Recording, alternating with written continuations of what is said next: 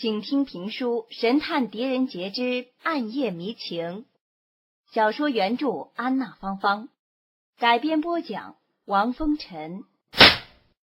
大汉梅迎春招呼李元芳和狄景辉，说咱们也都别站着了，今天累得够呛啊，不如先坐下，好好的叙谈叙谈啊，见面结是缘呐。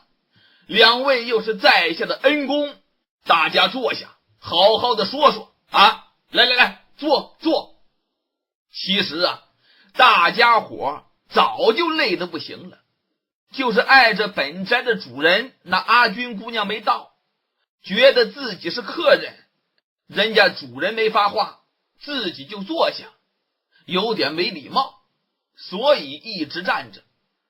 听着梅迎春这么一说，大家伙都挺乐意。看了看，一看呢，屋里头有一张圆桌，圆桌旁边有几张椅子，大家伙各自落座。小孩韩冰呢，现在早已经困得东倒西歪了，一直在这里耷了个脑袋，眯着个眼睛，靠在李元芳身上。李元芳一看这个韩冰困成这样，就搬了把椅子放在自己旁边，让这韩冰呢就趴到椅子上，脑袋就枕着李元芳的双腿。韩冰这么一倒下，立刻是呼呼大睡起来。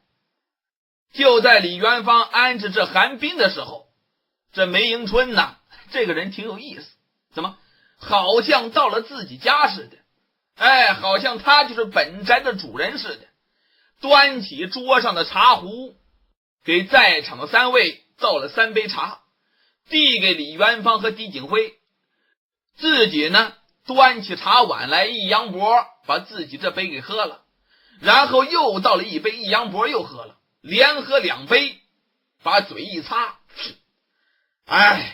今天呢在黄河里喝了一肚子冰水呀，喝的我都喝饱了，不觉得渴了。李元芳、狄景辉一听，这还不觉得渴呀，连喝2杯，两个人也各自端起自己的茶来，抿了一口，蹲那了。这个时候的梅迎春又给自己倒了杯茶，然后朝着两人端了端茶杯，接着又笑了笑。二位兄台，如果不介意的话，可否告诉梅某，你们哪行发财，是做什么营生的？怎么会在这种日子里跑到那黄河岸边上去呢？李元芳看了看梅迎春，重新端起了茶杯，喝了口茶，头一低，是一语不发。狄景辉呢，轻哼了一声，大大咧咧的把身子往后一靠。梅兄啊，我看你呀像是个见过世面的人呐，恐怕你这个心里头对我们二人的身份早已有些揣度了。不妨说来听听，我看看你猜的对也不对，准也不准呢。这梅迎春呐，一点也不尴尬呀，坦然自若。嫡兄此言差矣呀，梅某的确不敢随便猜测二位兄台的身份来历，不过从二位的言行气度来看，二位兄台绝对不是普通之人呐，对也不对呀？狄景辉朝李元芳横了一眼，语气之中带着讥讽。普通之人怎么会在除夕的时候徘徊在滨河岸边呢？我倒是想做普通人呐，哪怕过一天的安生日子也好啊。可惜呀，这身边总是有人呐，时时刻刻的在那盯着你，绝不会让我忘记自己的身份呐。弟兄啊，身份？什么身份呢？狄景辉刚要张口，想了一想，又把这话咽回去了。哼了一声，端起茶杯来，他也抿了口茶，看着茶杯，他也不言语了。梅迎春一看这个样子，梅迎春呐也不追问了，只是含着笑看着狄景辉和李元芳。顿时这个屋子里突然安静下来了，三个人你喝着茶，我看着你，一时之间竟然无语了。就在这个时候，门外边有人在喊，打破了这种寂静。梅先生，梅先生。梅迎春一听这个声音，赶紧跳起来，是阿军。噔噔噔来到门边，一伸手嘎吱把这房门打开。房门一打开，呼，外边的寒风卷着飞雪扑入屋内。就见从门外边走进一个女子，正是本宅的主人那个阿军姑娘。就见阿军姑娘手里头端着一个大大的石盘走了进来。梅迎春一看，赶紧的伸手帮着阿军姑娘把这个石盘接过来放在桌上，一边接嘴里连声称谢呀。哎呀，阿军姑娘真谢谢你，这么重的盘子你应该让我帮忙啊，让你端过来，哎呀太不好意思了。阿军姑娘微微一笑，没事，我端得动，你们几个都饿了吧？我刚才去厨房找了找，可惜呀，我们家里也没什么东西，就找到这些凉粥和小菜，就都拿过来了，还没来得及热呢。不过呢，那位大娘还没醒呢，我也不敢离开得太久。梅先生啊，劳您大驾，再去厨房提个小炉子来，你们几个自己就在这里把粥热了吃吧。这个时候啊，大家伙才借助这屋里的火光灯光，仔细的观瞧本宅的这位主人，这位阿军姑娘。一看这位姑娘啊，年岁也就是在24、25岁左右，长得非常的温婉清秀，身体线条非常好，但是打扮的非常朴素。往脸上看，弯眉杏眼，鼻若悬胆，口似含竹，长得虽说谈不上国色天香，但是眉目之间透露出那么的善良，那么的温柔，一副嗓音更是婉转柔媚，说出话来不像是有些那个女子嗲声嗲气的，人家说出话来非常的温柔，你听到耳朵里浑身舒舒服服的，而且这个话是直入人心，听得那么的舒服，那么的妥帖，那么的让人感觉到如同春风拂面一般。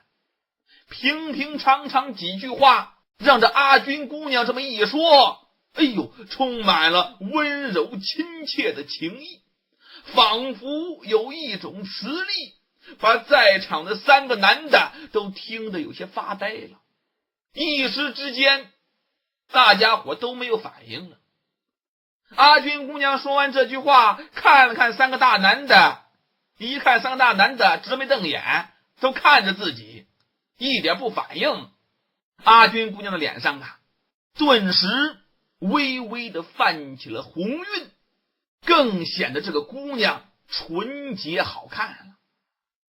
阿军姑娘指着这石盘里的这酒壶，微笑地说：“梅先生，还有你上回买来喝剩下的酒都在这里了，你们呢也先热了再喝。俗话说得好，凉酒冷炕终归得病，这酒千万别喝凉的，一定要温热了再喝，这样能够去除寒气。好。这梅迎春呐，这才如梦方醒，连声答应着，我马上去厨房取炉子去啊。梅迎春一转身把房门开开，又关上，噔噔噔跑厨房取炉子去了。阿军姑娘这个时候一转眼，瞧见在这个椅子上睡得烂熟的韩冰了。哟，阿军姑娘当时眉头一蹙，这孩子怎么睡这儿了？这么睡要着凉的。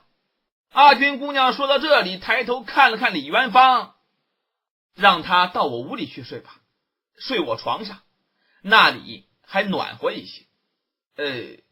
李元芳一听此言，犹豫了一下，但是看了看阿军，一见阿军呐，眼睛里充满的是诚恳的神态，李元芳这才把头一点，那好，那就多谢姑娘了。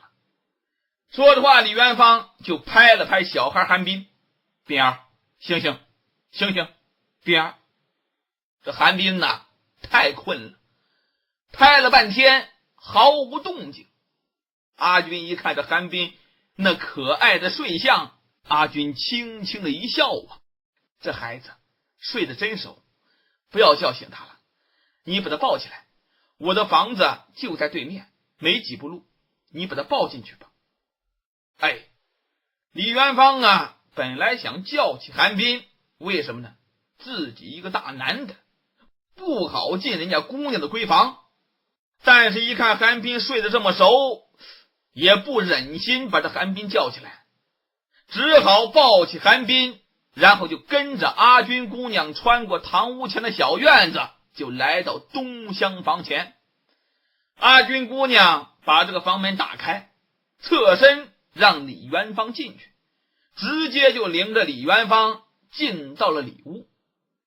李元芳来到里屋一看呢，里屋的床上那位大娘还在那里昏昏沉沉的躺着。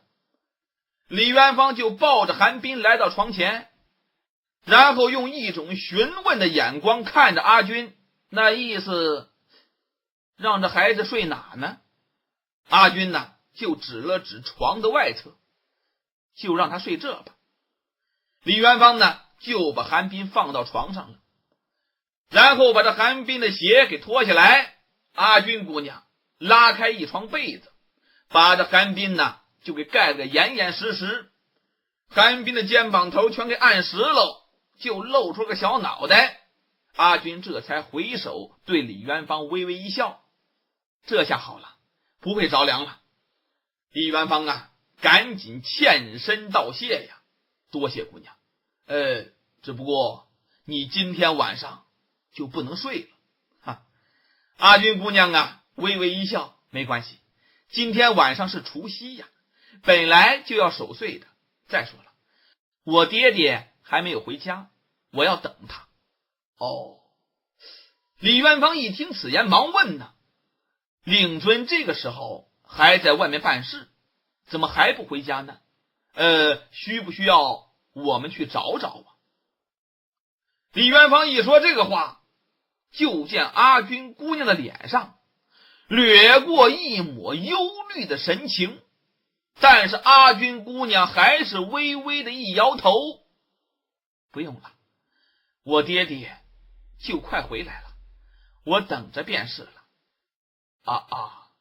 李元芳一看这阿军姑娘心说话，这准有事儿，但是李元芳啊不便细问，那毕竟是人家家里的事儿啊。迟疑了一下，还是点点头，又道了声谢，然后就离开阿军姑娘的闺房了，回到了堂屋。来到堂屋一看呢，那梅迎春已经取来一个小炉子了，正在这里热酒呢。狄景辉呀一看有酒喝，顿时狄景辉的情绪呀就振作了不少啊。这屋里头又平添了个炉子，那又新增了几分暖意。这酒在这炉子上一温，淡淡的酒香渐渐的抛出去了。这一闻酒味儿，几个时辰前的那场生死危机一下子跑到九霄云外去了，好像是一场噩梦，早已经远去似的。这个时候梅迎春就提起温热的酒壶，满满的斟了3杯酒，然后递给李元芳、狄景辉，自己端过来一杯，双手捧着高高举起。二位兄台，今天是除夕呀，大年夜呀，你我三人能够相逢在这里，极是有缘呐。梅某先敬二位一杯。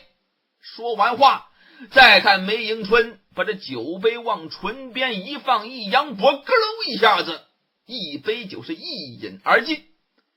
李元芳、狄景辉也各自干杯呀。这酒往肚里一下，这滚烫的酒液往肚里这么一流，太舒服了，缓缓地逼出了满身的寒气呀。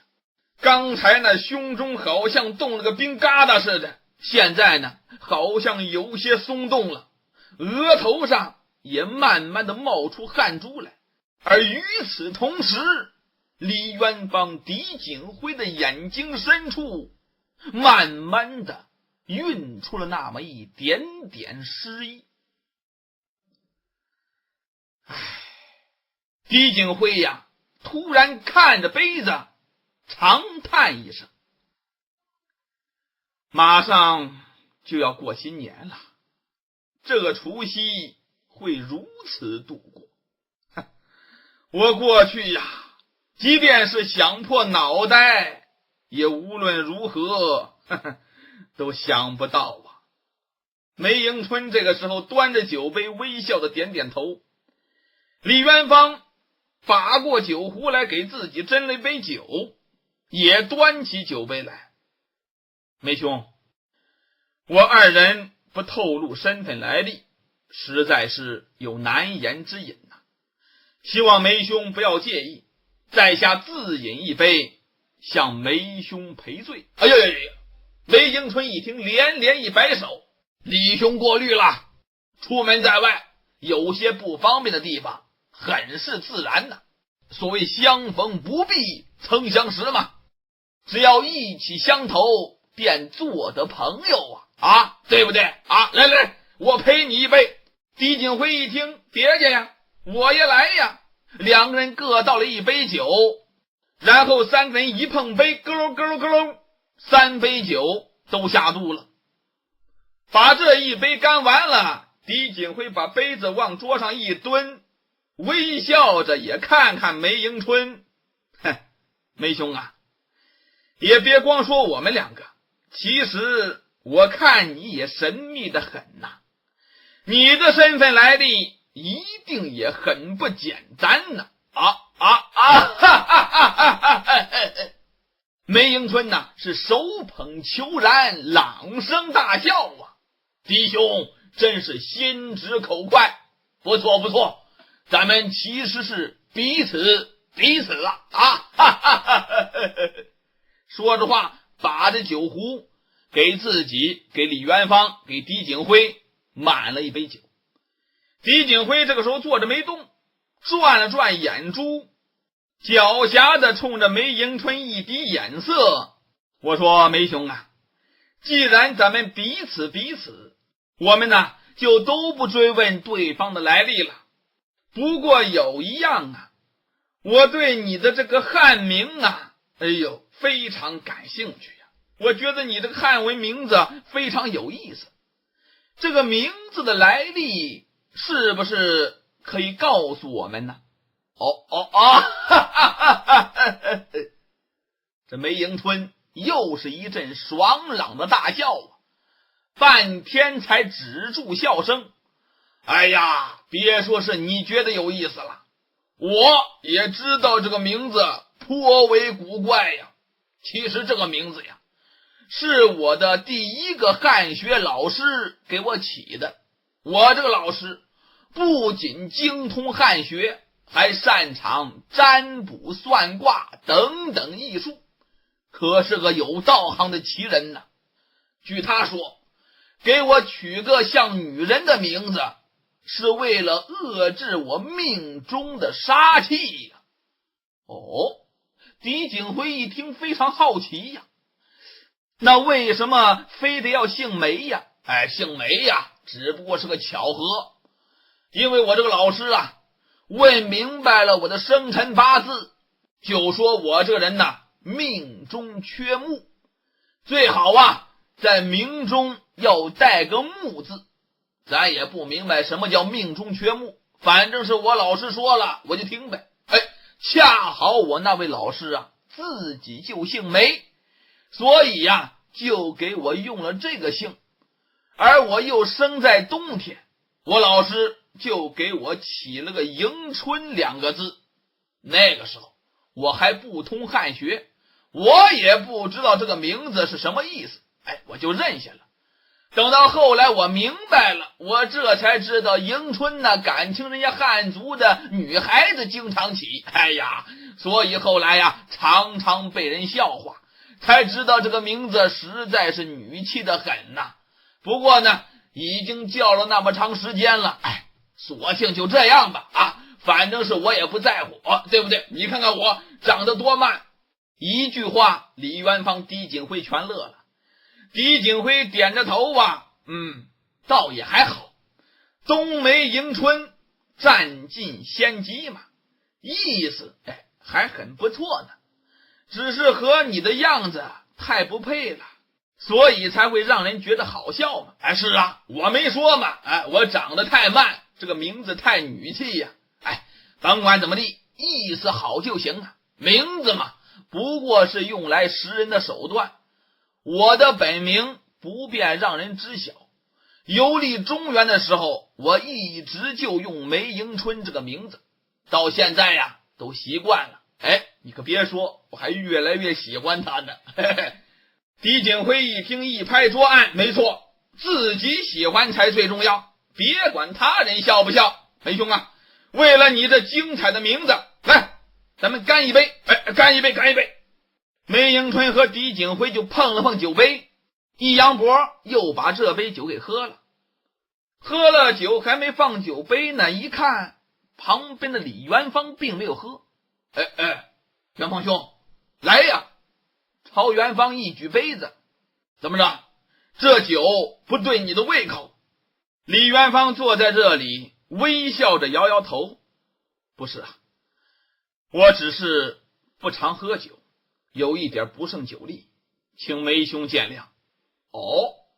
梅迎春一听这个话，仔细的端详了一下李元芳，看李兄的脸色是不太好啊，怎么才喝了这点酒？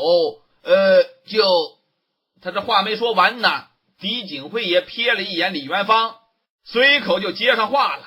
没事，他平常也不太爱喝酒。哪知道这句话刚一出口，李元芳腾的一下子站起身来了，转身就走。请听评书《神探狄仁杰之暗夜迷情》，小说原著安娜芳芳，改编播讲王风尘。李元芳、狄景辉、梅迎春3个人正在喝酒，本来挺高兴的，喝着喝着呢，这李元芳不喝了。梅迎春发现李元芳的脸色不太好，李兄，你不舒服吗？狄景辉随口说了一句话，没事，甭管他，他平常也不大爱喝酒。李元芳听到这个话，噌的一下子站起身来，对2个人一抱拳，两位抱歉了，我觉得有些憋闷，想出去透透气，两位请自便。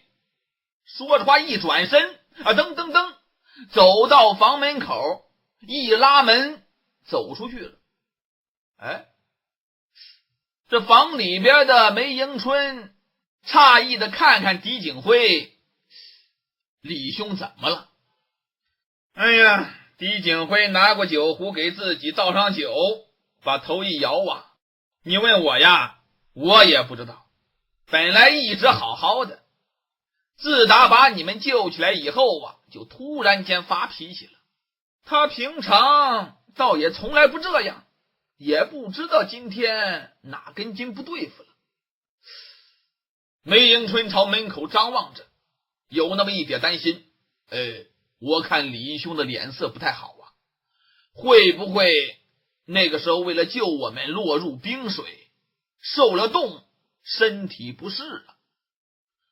而且呀，我刚才看到他的背上怎么会有那么多的伤啊？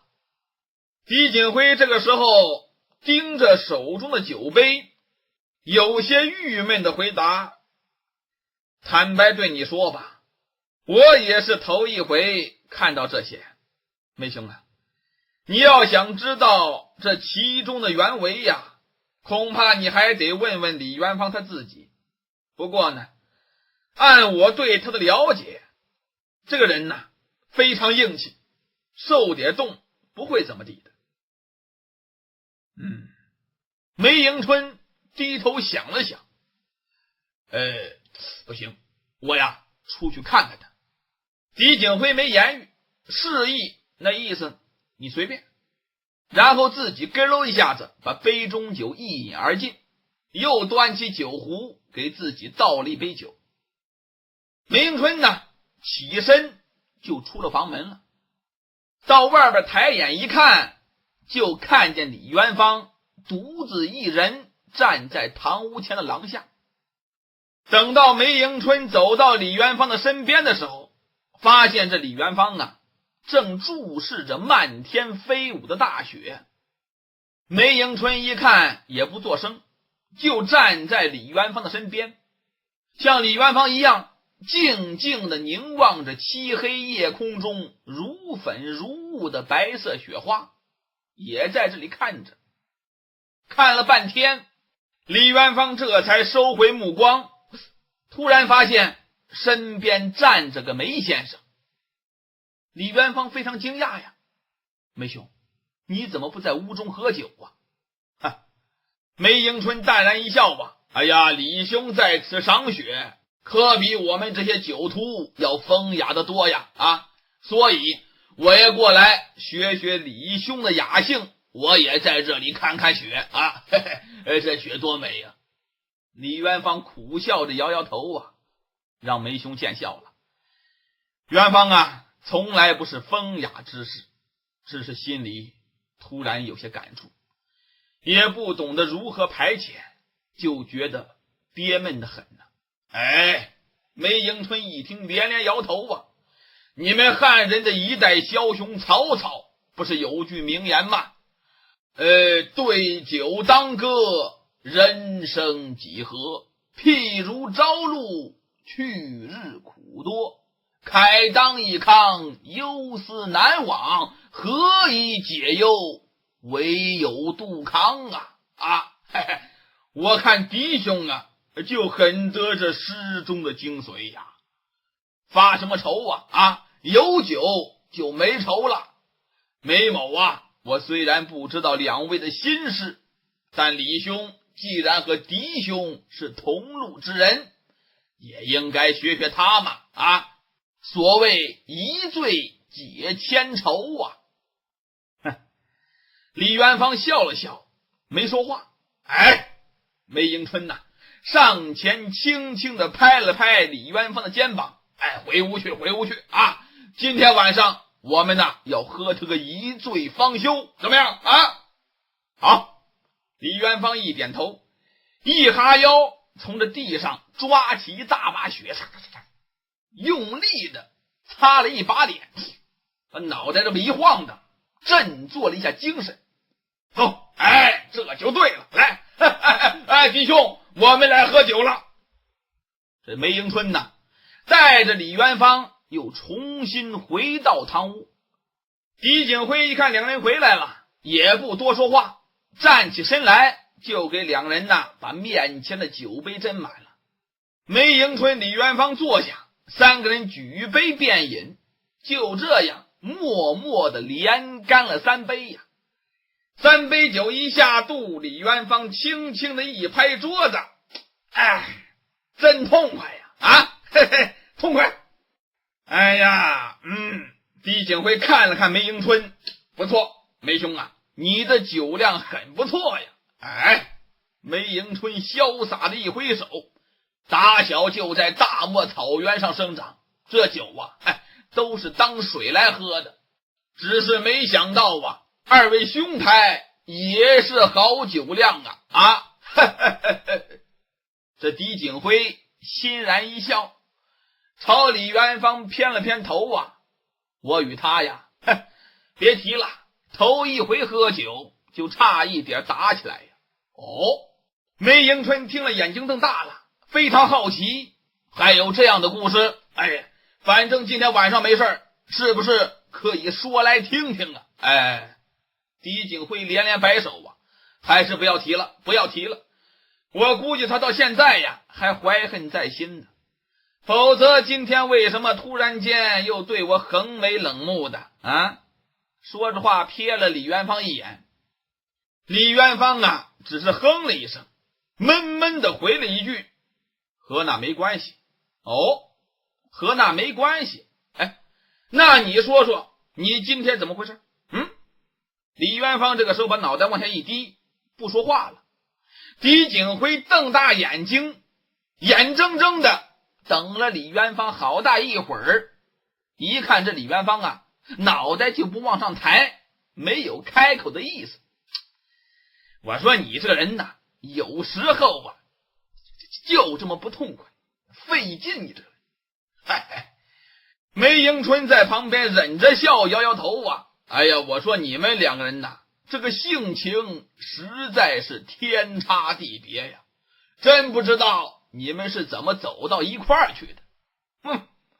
狄景辉眼睛瞪瞪着，你以为我想我是没有办法呀。不说那么多，不说那么多，来喝酒喝酒。好，喝酒。就这样又喝了几杯酒。李元芳这个时候突然间朝窗外望了望，也不知道现在是什么时候了。狄景辉也往外看了看，我估摸着快到子时了吧。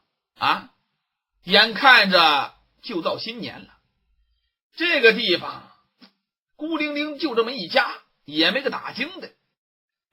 真不知道什么时候了。再看李元芳这个时候的眉头皱起来了，低声的说：这位阿军姑娘的爹爹是干什么的？这般时候还不回家呀？狄景辉一听，他还有个爹爹，你怎么知道的？他刚才自己对我说的，说要等他爹来回家过节呢。这大年30的能跑哪去呀？李元芳沉吟片刻，唰，把眼光就盯在梅迎春身上了，正色言道：梅兄，到现在我们都还不知道您是怎么掉到黄河里的，又是怎么遇到这位大娘的，能对我们说一说吗？还有梅兄，您是怎么和这户人家熟识的？这座宅院孤零零的坐落在如此荒僻的野外，就是一个姑娘和父亲居住，家里面连个丫鬟仆仪都没有。这姑娘的爹爹除夕都深夜不归，也实在是奇怪的很不知道梅兄是否了解其中的缘故梅迎春嘿嘿一笑，说怪其实也不怪，等我慢慢的给你们解释。不过呢，首先容我猜测一下，两位是今天从黄河对岸过来的，我说的对不对？狄景辉不以为然的应承着，说的不错呀。要说这也不难猜测，这种时候要不是为了渡河，谁没事往黄河岸边跑突然间狄景辉眼前一亮，我知道了，梅兄也是渡河的吧？不过这一路之上我们在冰上可没瞧见有人所以你应该是从此岸出发的，想往彼岸过，对不对？梅迎春把头一点，弟兄猜得有理呀。那么说二位的确是今天从对岸过来的，难道你们是真的打冰上走过来的？哼，狄景辉干笑一声，你这句话呀问的真有意思，不从冰上走难道还有别的办法呀？啊，就是走过来的，走了整整1天呢，把人都累死了要。梅迎春呐郑重的一点头，走冰渡河很不容易呀，既要有胆量还要有办法，而且你们还带着个孩子，哎呀，在下佩服佩服啊！李元芳啊本来在一旁一直听着没言语，这个时候突然间插进来了。梅兄，这么说你原来也是打算走冰渡河吗？哎，谁说不是呢？哼，说来惭愧呀，梅某在神都有要事要办，本来今天呢我就该抵达洛阳的，1个多月前梅某就到了这里准备渡河，但是呢遇到一些变故，在这里多盘桓了几天，没想到这么一停留就碰上了大雪封河，行程受阻，好不容易等到这几天河上冰封的结实了，才决定要在今天走冰渡河。可是等我今天到了黄河岸边，我才发现自己犯了一个严重的错误。李元芳说，你说的这个错误，那是不是你不该带着你的马呀？嗨，李兄啊，你说的太对了。我本来呀也想过，这马匹不善走雪地冰路，带着会多有不便。可是啊，我实在是不愿意抛下我那匹墨风啊，就是我那匹马，它的名字叫墨风。这匹马呀，从小就跟着我，它可是一匹千金难求的宝马良驹呀，脾气非常之烈，除了我谁也不跟，不让任何人骑，连碰都不行。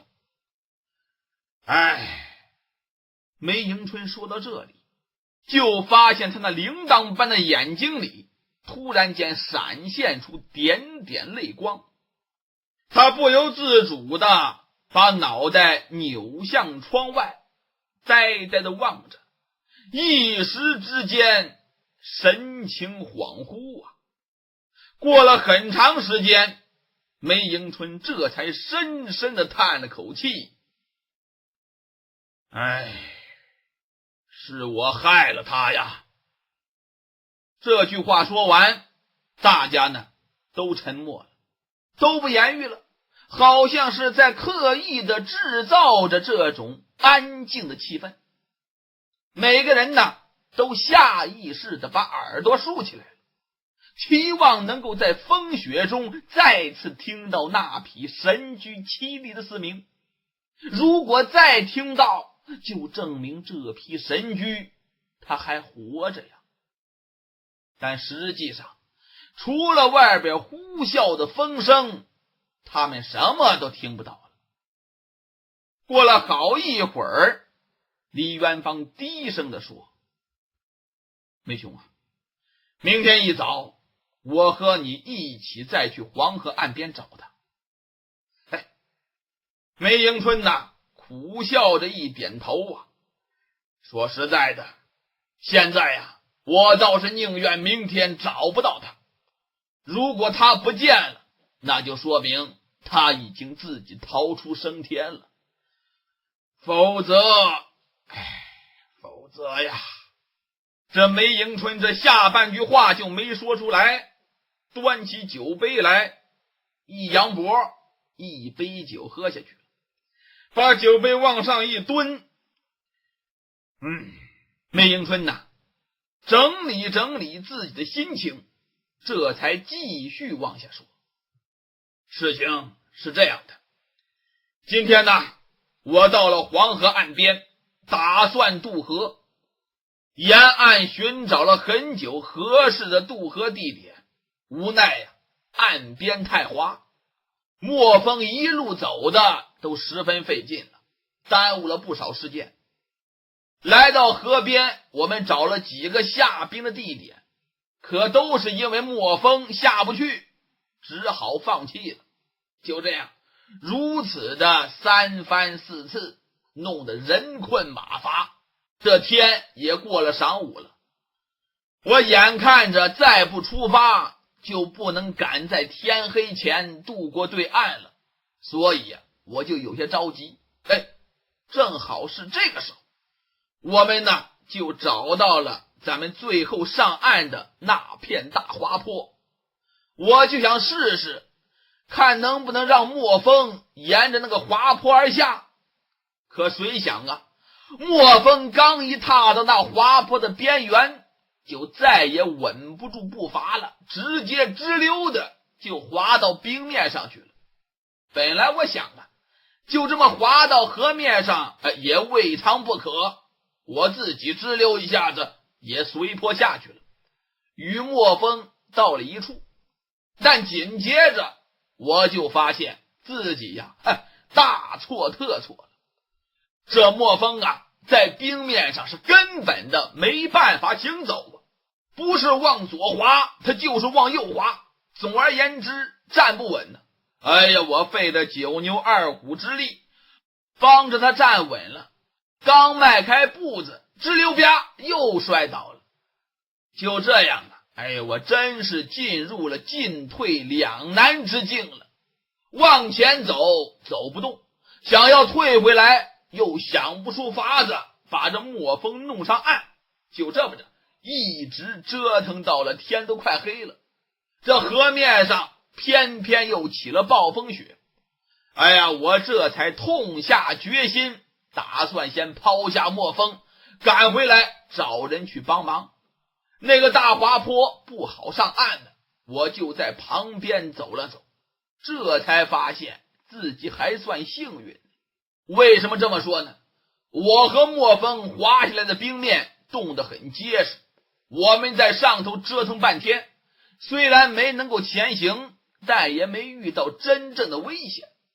但是就在离我们不远处的那些冰面，不知道为什么冻得非常的薄危险的很呢。我于是再也不敢造次了，还是想沿原路设法上岸。可谁知道就在那个时候，河岸边突然间就出现了那位老大娘。就见这位老大娘慌不择路，就往河面上跑根本不辨方向，也不知道她想干什么，就直接的往着冰面上跑。她也不查看脚底下冰面的情况，直接就朝冰上最薄的那个地方跳过去了。我当时吓出一身冷汗呢，我刚想喊你别过去，哪知道这个老大娘已经踏破了冰面，掉进了冰河当中了。说到这里，这梅迎春可能说的口干了，给自己又倒满了一杯酒，一扬脖就干了，然后又把这酒杯一蹲。因为我见有人落河了，也没曾多想，赶紧的我就跳进冰窟窿救人呢。可恨这个冰窟窿周围的冰面实在是太脆了，我试了几次都没办法把这老妇人送上冰面。最后我自己也没办法爬上来了。那个情形李兄你也很清楚，我就不用细说了。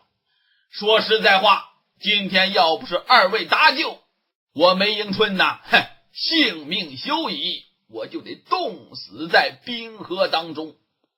你们汉人有句话叫做大恩不言谢，梅某现在也不多说什么了，今生今世一定找机会让二位知道梅某的为人。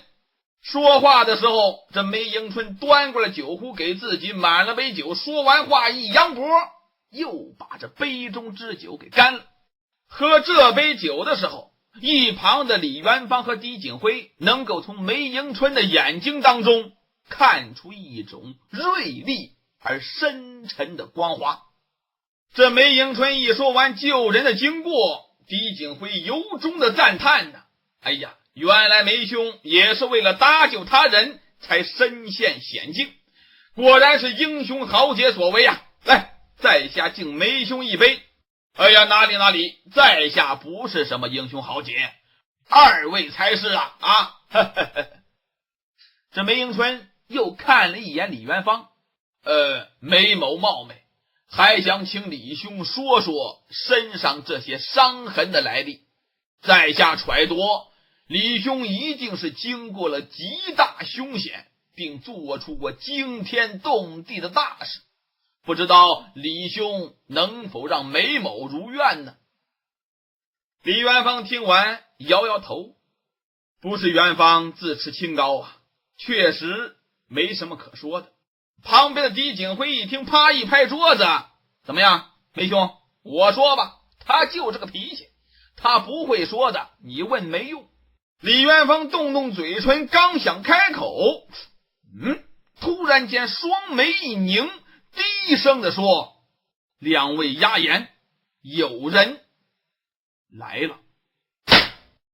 请听评书《神探狄仁杰之暗夜迷情》，小说原著安娜芳芳，改编播讲王风尘。上文书咱正说到，梅迎春问李元芳说，你身上这么多的伤痕到底有什么来历，能不能告诉我？李元芳是摇头不回答。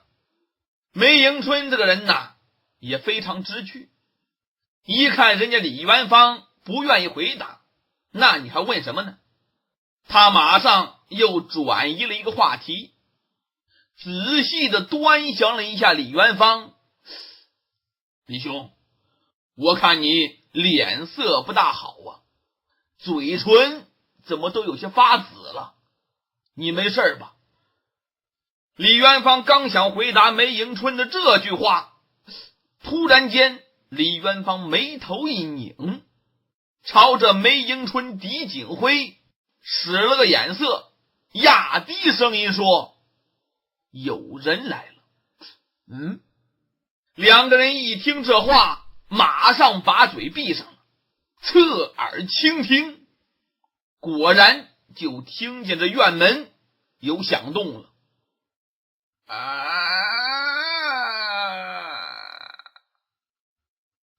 在这一片暴风雪的呼啸当中，这种声音显得更加的尖锐，更加的清晰。随后就听见了有嘎吱嘎吱的脚步声音。梅迎春一听这脚步声，朝李元芳和狄景辉使了个眼色，轻轻地说了一句，本宅主人回家了。大家一听这句话，都把酒杯放下了。为什么？人家主人回来了，这主人要一进堂屋就得赶紧的起身施礼呀，毕竟在人家家住着。所以大家伙把这酒杯放下，一个个正襟危坐，等着主人进来。可还没等本宅主人进屋呢，又听见呢东厢房的门嘎的一声打开了，紧接着外边传出了阿军那柔美动听的声音。就听阿军姑娘这声音里头带着一种明显的欣喜之情啊，爹爹，您总算回来了，您可把女儿等坏了，我等得好心慌啊，真担心您出什么事情。这阿军姑娘的话刚落，就听见外边响起了一种极为难听的声音。哎呀，你都不知道这种声音是从什么地方发出来的，比那破锣还破，破中带着嘎，嘎中带着哑，哑中带着沙，沙里头还带着一种嗡嗡声音。没说话之前先拉个长鼻儿。狄景辉一听，看了看左右，哎，这数九寒冬哪来的绿豆蝇啊？这什么声音呢？正合计呢，外面这个人说话了：废话，我能出什么事情？我要真的出了事情，你帮得了我吗？哼，这个声音呢，回答的很不耐烦。屋里头的三个大男的不由自主的交换了一下眼神。这本宅的主人还没进屋呢，就听这种声音，这句话，这三个人心里头对这个主人都产生了一种反感，脸上的神色都变得不太愉快了。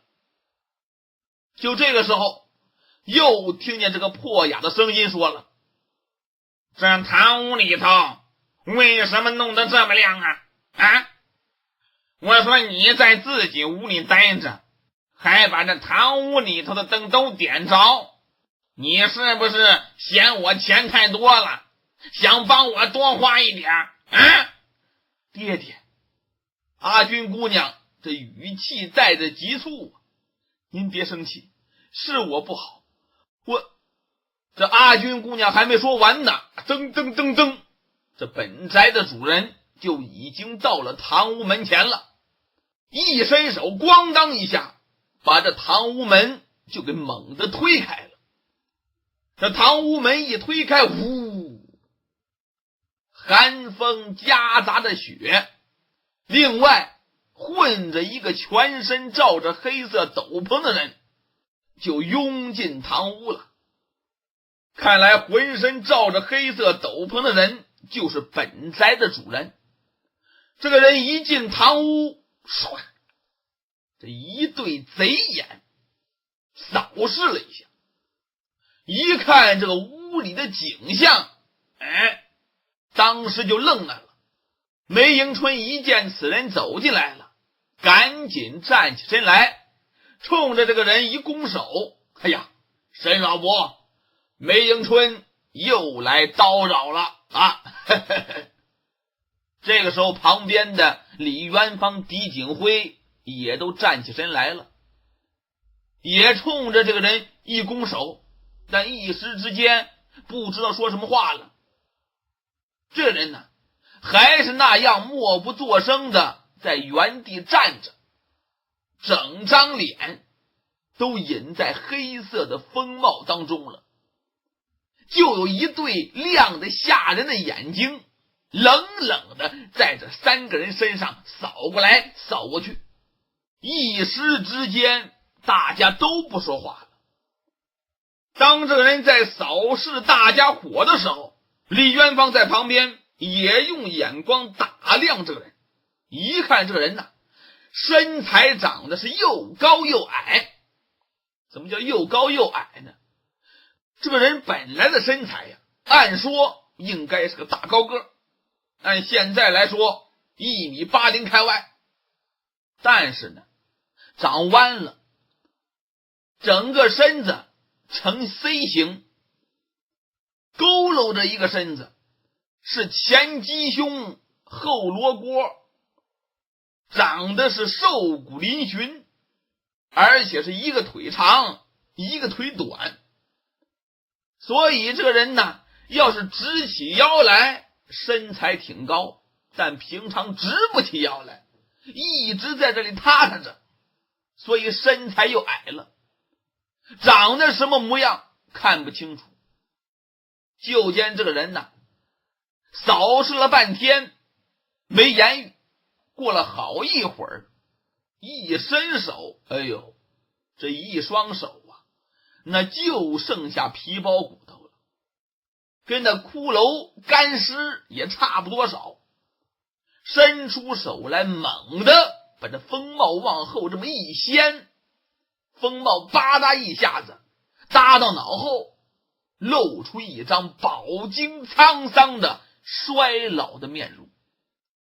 这面容往外一露，借着灯光，李元芳和狄景辉一看，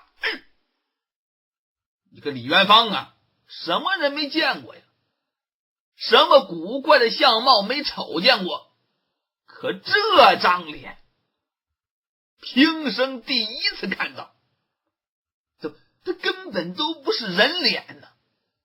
就见这张脸就剩下了1/3多的面皮了，由打眼睛往下斜着，这整个半张多脸整个给毁容了。原来的那肤色没了，为什么呢？脸皮没了，好像受到什么火伤烫伤似的，整张脸上血呼啦似的都是深深浅浅的疙瘩，还有坑坑洼洼的地方。这整个鼻子好像给烧没了似的，就剩下了左鼻子孔旁边的那么一小点息肉还在那立立着，其余的全没了，就剩下俩窟窿眼儿，忽闪忽闪在那喘气。那怪不得说话这味儿呢，他不兜风了，而且没有嘴唇呢。你还能够看见原来这个嘴唇的形状，但是没有了嘴唇了。但就在这个嘴唇印儿上还有一道深深的伤痕，眼角往外翻翻着，眼珠子恨不能都瞪出来了，满眼睛里都是血丝啊，好像很长时间没有休息似的。这也就是在屋里头，这要黑惊瞎火在外边冷不丁碰见，得吓个半死。很显然，这人的这张脸不知道为什么整个的给毁了容了。狄景辉一看，暗地的伸舌头，心说话，见过丑的，没见过这么丑的。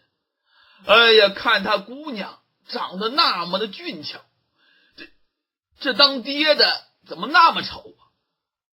李元芳一看这个人的这个脸呐，李元芳也不知道为什么，这个心里头咯噔咯噔咯噔打了3个滚儿，下意识的对这个人产生了一种极其厌恶和恶心的感觉。但为什么会产生这种感觉？只是从这个人的外貌上反映出自己对他不喜欢吗？应该不是这个原因。但到底是为什么，李元芳说不上来，好像一种本能的感觉。就是刚才这个人没往下掀这个风帽的时候，还没露出本来面貌的时候，就从这个身形，就从往着屋里这么一走，甚至从这个人的声音当中，李元芳本能的就产生了一种极其厌恶之感。为什么不知道，本能的。就这个时候，梅迎春再次对这人欠身施礼，刚才说了句话，这人没搭理呀。沈老伯，梅迎春这厢有礼了。这一次这个人才冲着梅迎春点点头算是打了招呼了。但是这个眼光一直还是在上下打量着狄景辉和李元芳，打量着李元芳，可对着梅迎春问话了：“你不是去渡黄河了吗？怎么没过去又回来了？这2个人是从哪里来的？”沈老伯，梅某今天确实去黄河岸边了，可是因故未能过河呀。不仅没过去，还在冰河中遇了险了。幸蒙这2位朋友搭救，才算捡回了一条性命。今夜暴风骤雪，实在找不到地方落脚，梅某呢就自作主张，把这2位朋友带到此处，此事事先没有经得沈老伯的允许，还望沈老伯宽宥，望沈老伯能够方便一二呀。说着，梅迎春再度向着沈老伯深深的施了个礼。这老头啊，好像没看见梅迎春的举动，而是把头往后一扭，冲着跟在身后进到堂屋来的阿军姑娘厉声喝道：我关照你多少遍，咱们家中就你我二人，一老一小，一男一女，你在家一定要多加小心，多加小心才是。你倒好平白无故的就给我弄来这么几个陌生的男人来到家中，我说你自己不要身份脸面，我还想求一个性命安全呢。就这句话把阿军训的这个脸当时涨得通红啊。爹爹，他们是梅先生带来的，也不算陌生人。再说了，这狂风暴雪的，让他们去哪里呀？这个时候，在一旁的梅迎春，这脸色儿，变得是十分难看，铁青的。怎么当着自己朋友，这不是撅自己吗？梅迎春呐，把这口气往下压了压，往前跨了一步，声音也提高了：老伯，是我擅自把这两位朋友带来的，不是阿军姑娘的错，请你不要为难她。这沈老伯呀，唰的猛然一回头，梅先生，我在同自己的女儿说话，你插什么嘴呀？梅迎春呐，被他这一句话撞得不说话了，抿着嘴唇，低头不语。这沈老伯又把脑袋扭后头去了，继续训姑娘：就算你要当好人，做好事，给他们一间柴房住下，不就结了吗？凭什么安置在这堂屋里头，又是火盆又是炉子的？你瞅瞅，这沈老伯一直说着，你居然还好酒好菜的招待他们，你还真当你家是豪门富户了想做好事，收容那一些要饭的也就罢了，弄来这几个道不道匪不匪的，谁知道会惹出什么麻烦来？这狄景辉在旁边听着呀，再也忍不住了。我说你这位老伯呀，您这纯粹是墙上挂狗皮，您这像什么话呀？什么叫道不道匪不匪的？我们哪里惹麻烦了？这大过年的，您说话怎么这么难听啊？这沈老头啊，刚想驳斥这狄景辉几句，李元芳这个时候歘朝前站了一步。你看李元芳一直在旁边沉默着，可没说话。这个时候李元芳也沉不住了。咱没说嘛，李元芳不知道为什么见到这个老头打内心他就恶心，甚至不知道怎么地有那么一点仇恨。再加上这个沈老头这一番话，这李元芳再也忍不住了，早就忍不住了，深深的吸了好几口气了，往前站了一步，对着这沈老头一抱拳：老伯，看来我们确实是打扰到您了，非常抱歉，请您也不要为难这位姑娘，我们走就是了。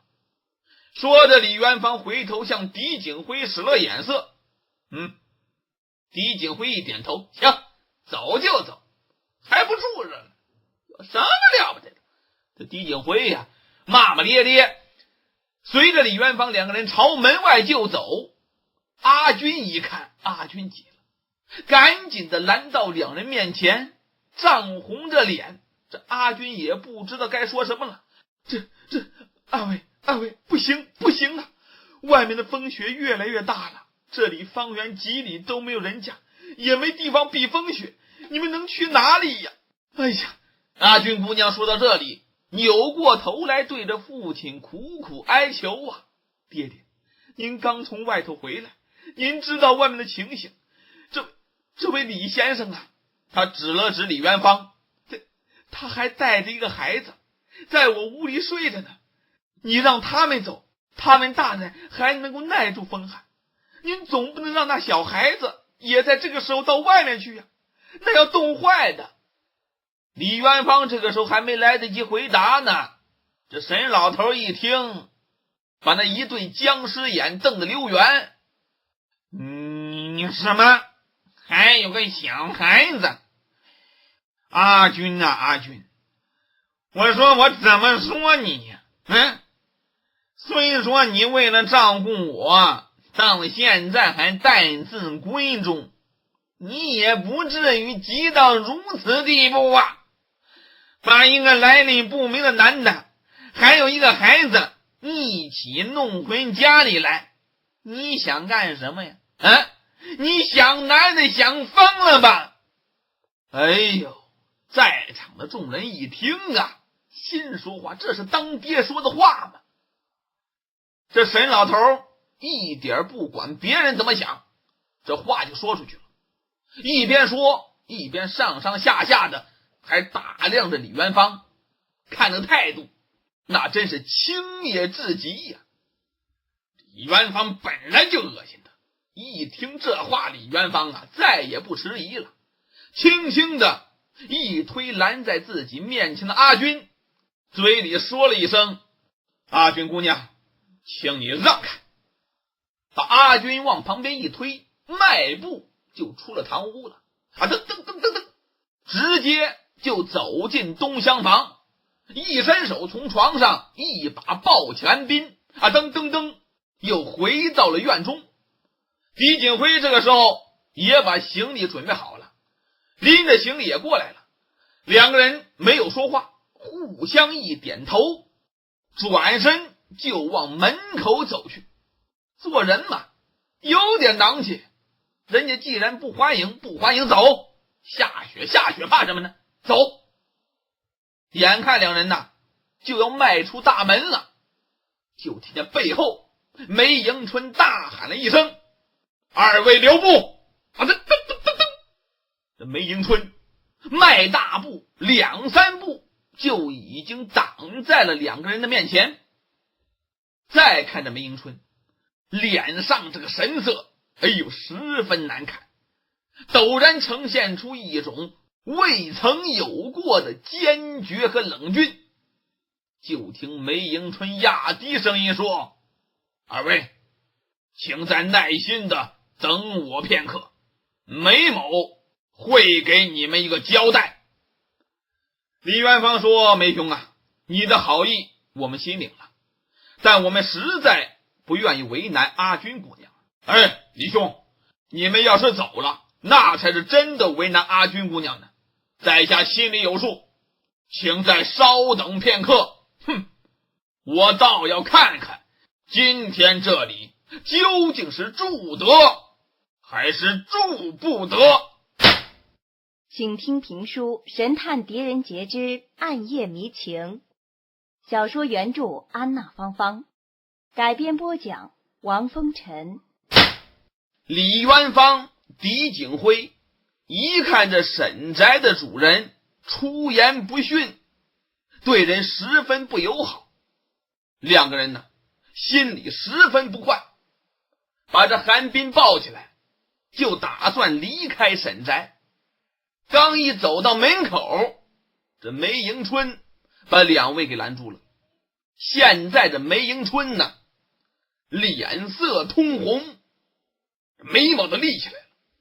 怎么这梅迎春呐，也是血性男儿啊，哪受过这样的呀？这两位那都是自己的朋友，是自己把人家两位带到这里来的。深更半夜，鹅毛大雪，让人家抱个小孩到哪去呀？没这样的呀，简直是太不给自己脸面了。所以梅迎春坚决不让李元芳和这狄景辉走，说二位稍等，梅某定会给二位一个交代。说着话一转身，面沉似水，迈步缓缓地走回到了那位沈老伯的面前。书中暗表，这个沈老伯呀，叫做沈廷放，这是他大名。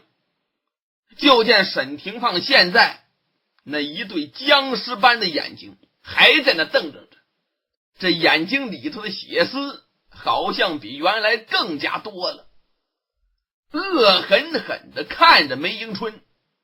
阿军姑娘就站在自己父亲身边，这脸色由刚才的通红转为煞白了，眼里的泪光也不见了，好像被现在这个场景啊弄得自己不知所措似的，愣呆呆的就站在这里看着众人，看着这件事到底怎么进行。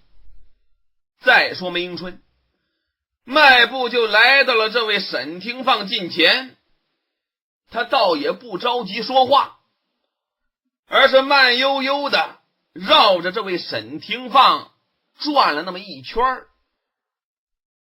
最后这才回到沈廷放对面，突然间冲着这位沈廷放笑了一笑。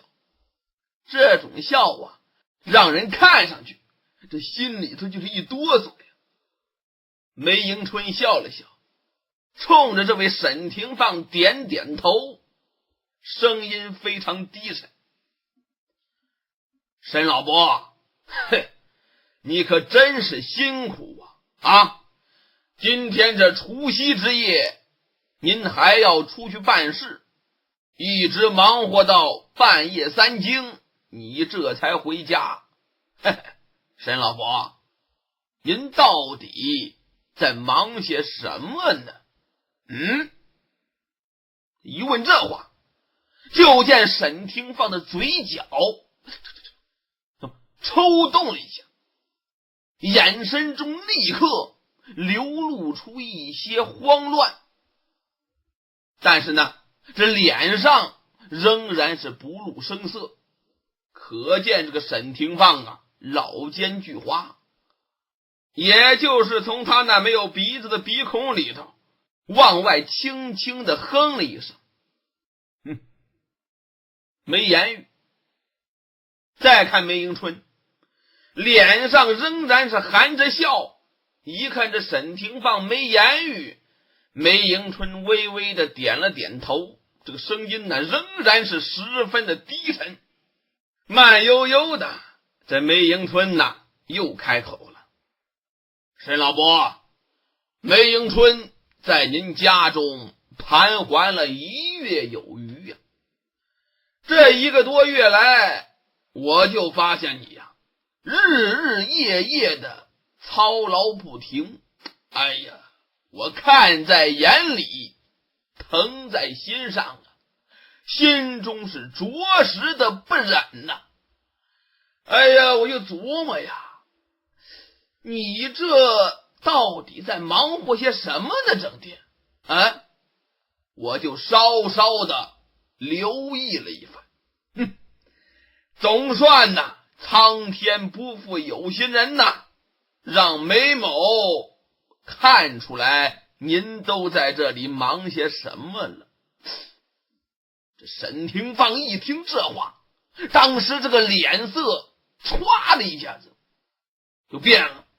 刚才呢，这沈廷放还在这里压着自己，尽量的不让人家看见自己内心的活动。但是现在终于忍不住了，两只僵尸眼直勾勾的瞪着梅迎春。旁边的阿军一听这话，阿军全身都哆嗦起来，悄悄的往前移了2步，来到梅迎春身旁，声音极低：“梅先生，您答应过我的。”刚说这半句话，这眼泪终于噼里啪啦落下来了。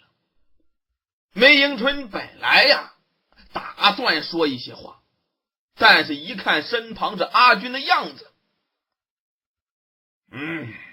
梅迎春呐叹了口气：“阿军姑娘，你放心，我没有忘记答应过你的事情。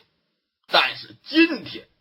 说到这里，这梅迎春唰把这眼光呢又转向了沈廷放，盯着沈廷放一字一句的说：“但是今天有人也不可以欺人太甚。”这个甚字呀就像一把刀唰扎向这沈廷放。这沈廷放啊，这僵尸眼睛就不敢迎这句话，赶忙闪开了梅迎春逼人的眼光啊，嘴里嘟嘟囔囔的说了一句：“你到底想干什么？”梅迎春冷笑一声啊：“沈老伯，梅迎春是何许人也？有什么样的手段？想必沈老伯这心里头是很清楚的吧？啊！我在你这里住了1个多月，之所以最后还是决定离开，说来说去全都是因为阿军姑娘。可惜老天爷呀不帮我这个忙啊！今天我没有走成，梅迎春没有办法，这才不得不返回，不得不再要麻烦沈老伯几天。”梅迎春也没有其他的要求，只是想与沈老伯呀井水不犯河水。梅迎春和我的朋友在此避过风雪，那就会各奔前程，绝不会继续麻烦沈老伯。住在您家的这几天的所有开销，梅某一概承担，你也就不必要嘟嘟囔囔埋怨什么阿军姑娘浪费你的钱财，什么败家之类的话了。沈老伯，你看怎样呢？说这些话的时候，梅迎春这双眼睛一直直盯盯的盯着这沈廷放。就见沈廷放这个眼珠子啊咕噜咕噜的乱转，没有回答。梅迎春一看这样，冷冷的一笑：“沈老伯呀，梅某建议你还是痛快的答应吧。我那位朋友为了救我，现在身体不适，已经让你逼得站在风雪中好一会儿了。沈老伯，我劝你最好不要再考验我的耐心。”这沈廷放啊本来还想张嘴再说些什么，猛然间看见梅迎春满眼的杀气，这种杀气好像要把自己生吞活剥一般。这沈廷放啊倒吸了一口凉气，吓得不敢再开口了，只是低低的哼了一声，一转身噔噔噔噔往后院去了。阿军望着爹爹远去的背影，长长的舒了口气，对着梅迎春是凄楚的一笑：“梅先生，还望您别往心里去，我爹爹常年生病，这脾气古怪，他不是故意要为难你们的。外面太冷了，各位还是赶紧往屋里请吧。”梅迎春呐深深地望着阿军，长叹了一声啊，哎，一转身，梅迎春又走到门口。李元芳和狄景辉现在正在这里等着呢，韩冰也已经醒了，乖乖地站在李元芳身边。这个时候，梅迎春疾步来到他们身旁，微微的一笑：“各位，没事了，咱们接着进屋饮酒啊。梅某知道你们汉人新年要守岁，梅某今天就和二位兄台共同守岁，共迎新年，怎么样啊？”他一转身对着阿军姑娘说了：“阿军姑娘，既然你爹已经回家了，就不用再等他了。干脆也和我们一起守岁，你看怎么样啊？”阿军姑娘脸微微一红，轻声地说：“我还要守着那位大娘，不便过来。不过你们要彻夜饮酒，刚才那些小菜是不够的，我再去给你们多做一些菜肴和点心来。”梅迎春一听，哎呦，这怎么好啊？太麻烦阿军姑娘了吧？阿军温柔的一笑：“没事儿。”说着话，他走到韩冰身旁，用手摸摸韩冰的脸蛋，轻声的问：“这孩子还要去我那里睡吗？”李元芳赶紧一欠身：“不敢再麻烦姑娘了，她和我在一起就好了。”阿军姑娘笑着一点头，转身就去这厨房做菜了。梅迎春和李元芳、狄景辉带着韩冰就这么着重新回到堂屋内坐下。这位说，这李元芳、狄景辉怎么不赌囊气走了？您想想，这什么天呢？深更半夜，下着大雪，刮着狂风，这如果只有李元芳、狄景辉这俩人还好说，这还带着一个韩冰呢，一个孩子呢。这么冷的天，这么黑的天，往哪走啊？但有一线之路，也不愿意离开这沈宅，所以才跟着这梅迎春又到了堂屋内坐下。因为现在这每个人的心里头都有一些沉重，所以一时之间没人开口说话。隔了半天，还是这梅迎春先开口了：“哎呀，李兄我看你的脸色不是很好是不是太累了？我在这沈宅1个月来都是住在西厢房，要不然这样，你先去那里睡一睡，休息一休息，怎么样？”李元芳把头摇了一摇：“我也没什么，就是觉得这胸中憋闷。”狄景辉在旁边一听，一皱眉怎么回事？你过去有这个毛病吗？李元芳低头想了想，小时候倒曾经有过，可是后来习武，长大之后就好了，再也没犯过。也不知为什么，今天觉得，狄景辉一拍桌子：“这就对了呀！你前段时间受伤太重，还没好好的调养呢，又着急赶路，再加上今天在这冰水里泡上一回，你能舒服那才怪呢。”梅迎春赶紧问那有什么办法可以治吗？狄景辉说我倒是知道一些方子，但是现在也没地方买药哎呀，这怎么办呢？李元芳在旁边笑了笑，振作了一下精神：“没那么麻烦，二位兄台，区区的小事，没关系的，咱们还是继续饮酒吧，不要因为我扫了大家的兴狄景辉、梅迎春两个人一听这话，交换了一个眼神，都把酒杯端起来了。也好，咱们接着喝酒，接着聊今天晚上太难得了，一定要过得痛痛快快。对，一定要喝他个一醉方休。来，这三个人又喝起酒来了。这小孩韩斌呢，由于刚才睡了一觉，所以现在这精神又来了，蹲在地上玩起来了。一会儿是玩小火炉，一会儿给几个大男人热酒，就在几个人周围呀，跳过来蹦过去。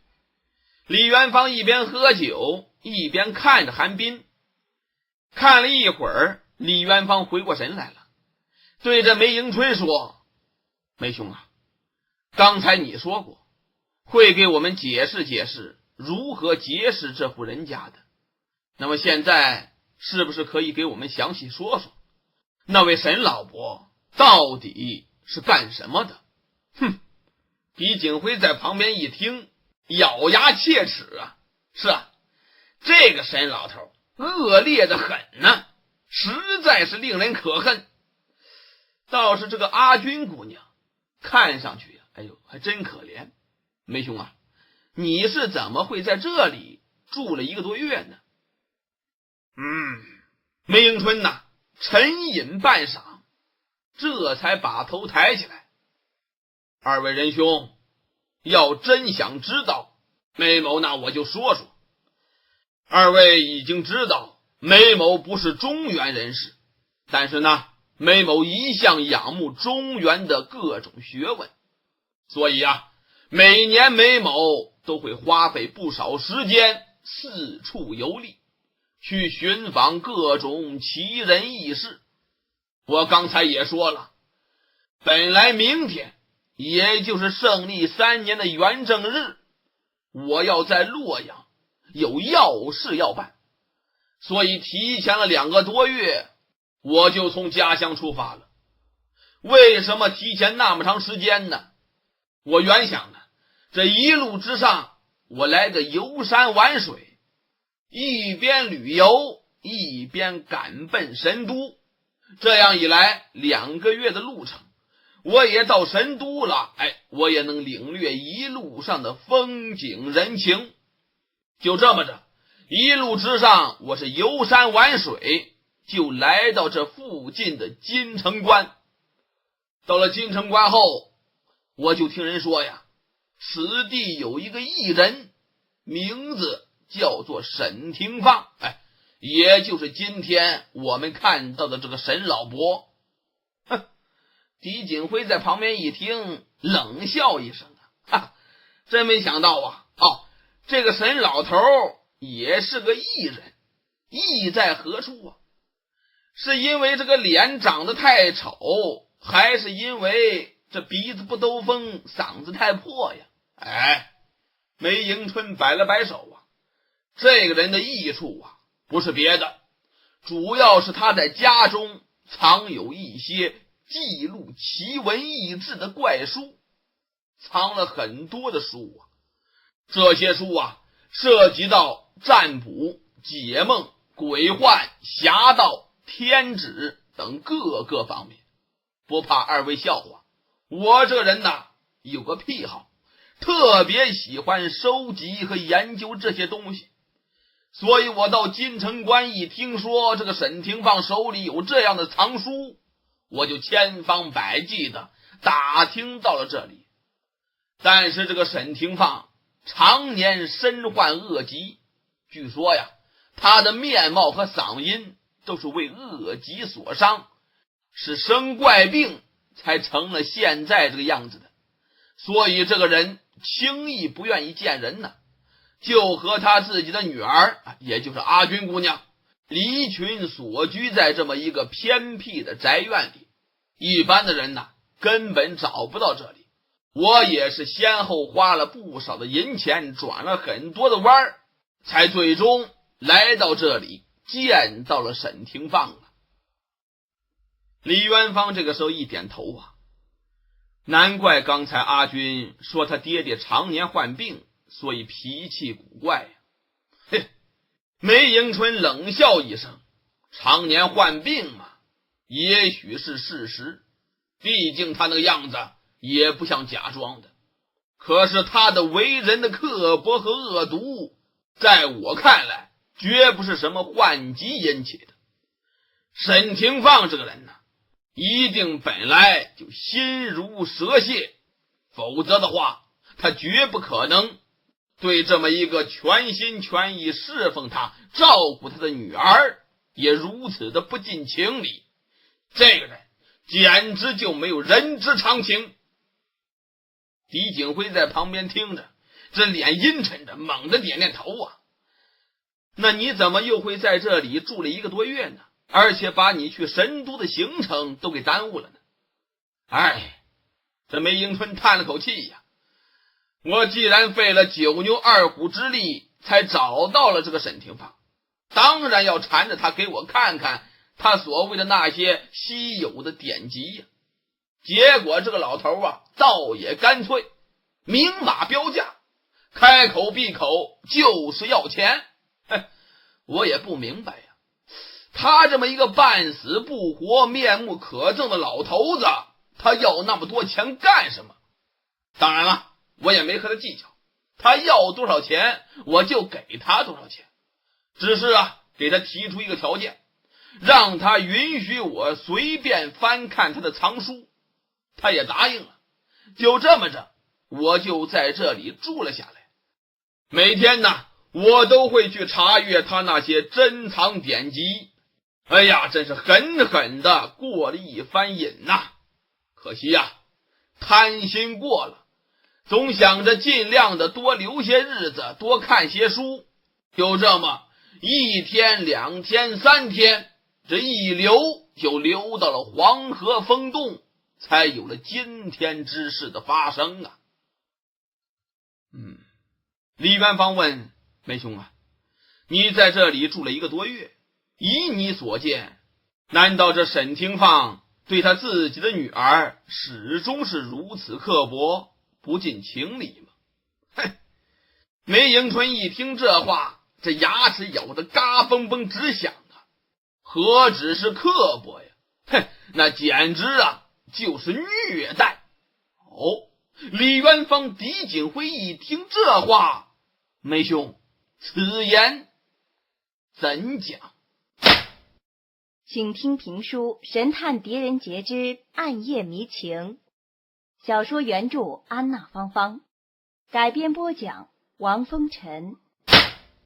提起这沈宅的主人沈廷芳，这梅迎春咬牙切齿啊，说这个沈廷芳对自己的女儿何止是刻薄，简直就是虐待呀。李元芳、狄景辉闻听此言，大吃一惊啊，说此言怎讲啊？你听我说呀，你们也看到了，这个宅院的规模并不算小吧？他沈廷芳居然不请一个丫鬟仆役，里里外外上上下下这么大一个宅院，全靠阿君姑娘一个人料理，稍有不周之处，这个沈廷芳对自己的姑娘是非打即骂呀。你们说说，阿君哪怕就是个奴隶，那也不该被如此对待呀，何况还是这沈廷芳的亲闺女呀。说这亲闺女呀，有时候我都怀疑这阿君到底是不是沈廷芳的亲闺女。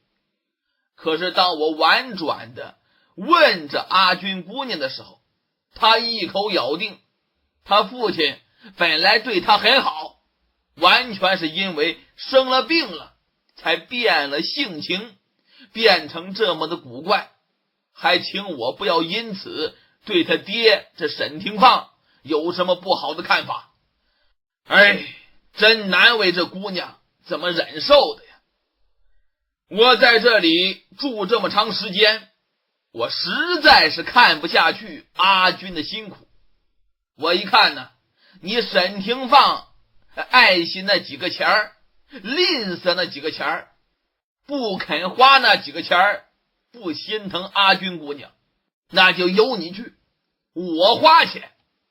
就这么着，我自己掏钱请了个仆役来到宅里帮忙做杂活。即便如此，这沈廷芳整天还嘟嘟囔囔，责怪我，说我什么引狼入室了，给他们孤老寡女带来什么危险了，这简直是不可理喻呀！我刚才呀，在这宅里我也看了一圈，没找到我请的那个仆役，甭问呢，肯定是今天早晨我一离开，他就把这个仆役给赶走了。哎呀，现在这整个家院呢，依然只有这阿军姑娘一个人照料。哎，两位兄台，你们说说，你们可曾见过这样的父亲呢？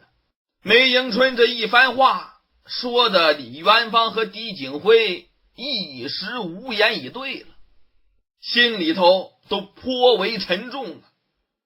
正要继续闷头喝酒，吱扭一声，这堂屋门被轻轻地推开了，阿军姑娘出现在门前。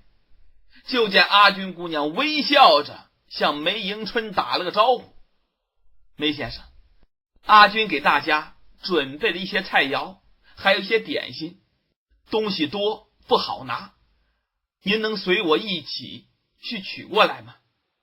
梅迎春一听，赶紧站起身来，李元芳也站起身来，我也去吧。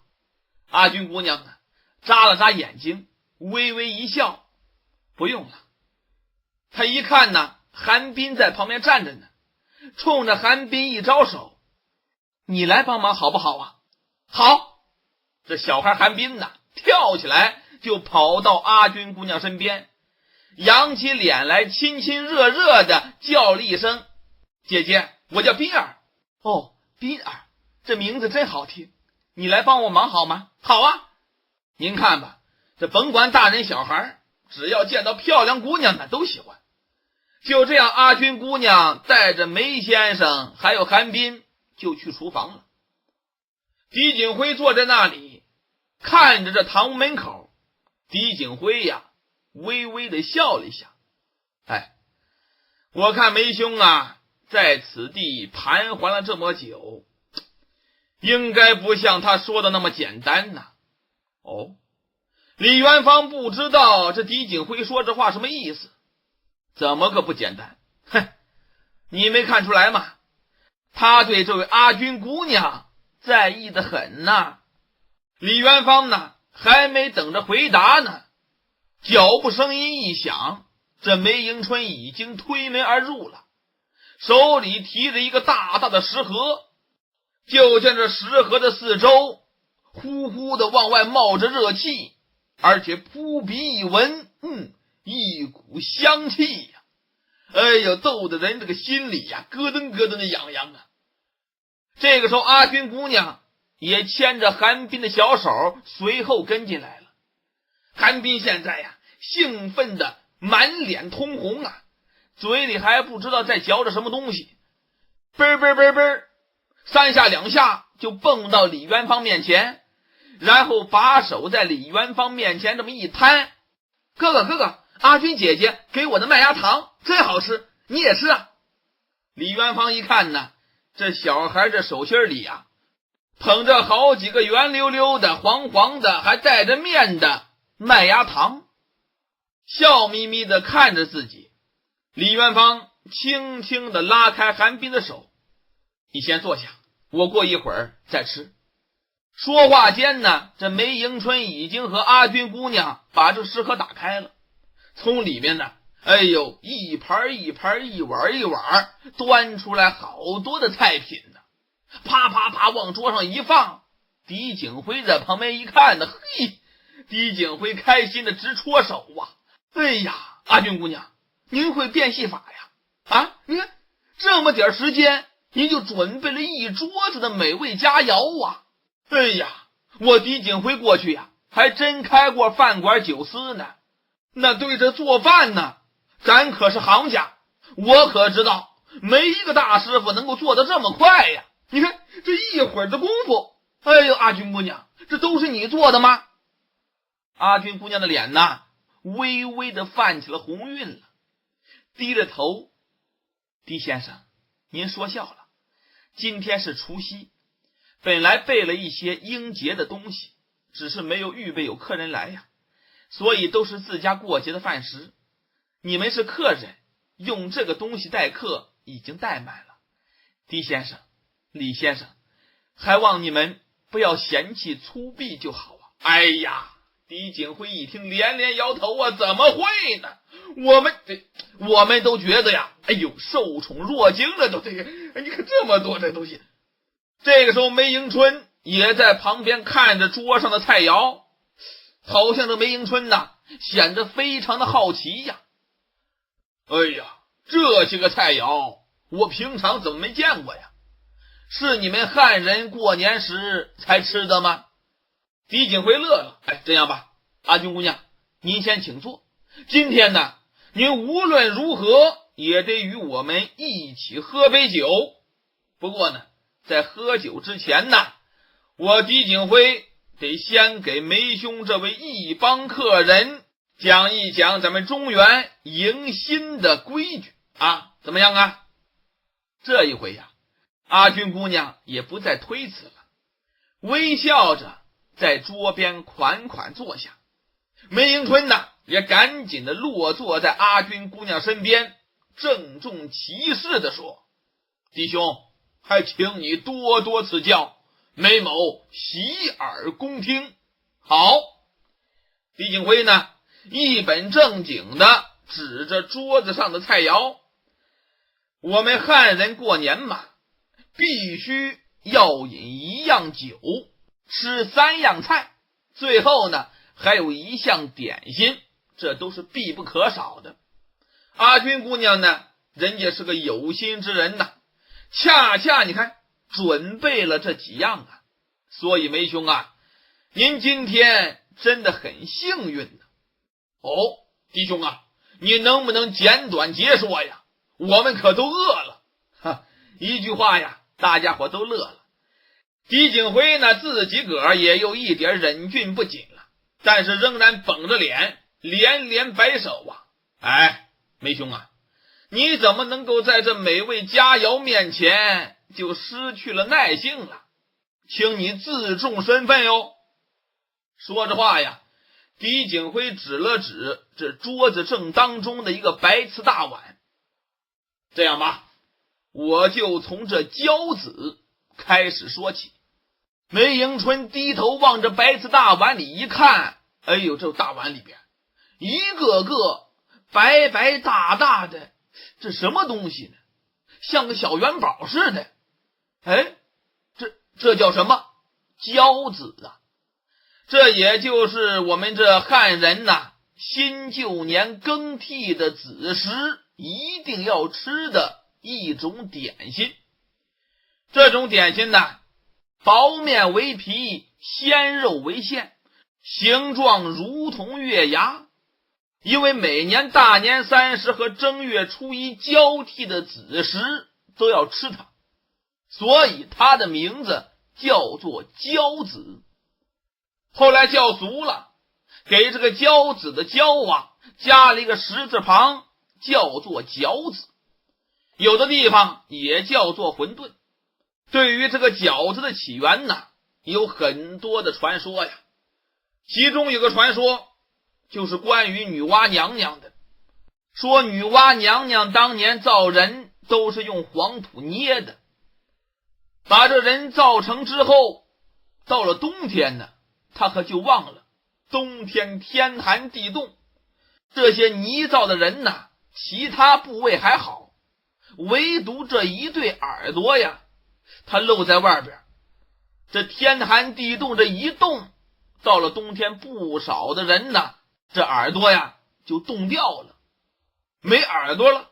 这些人呢都哭哭啼啼的来找女娲娘娘了，说娘娘娘娘，您看我们的耳朵呀都冻掉了，我们脑袋呀就像鸭蛋似的，多难看呢，都找女娲娘娘哭诉。女娲娘娘一看也确确实实，那怎么办呢？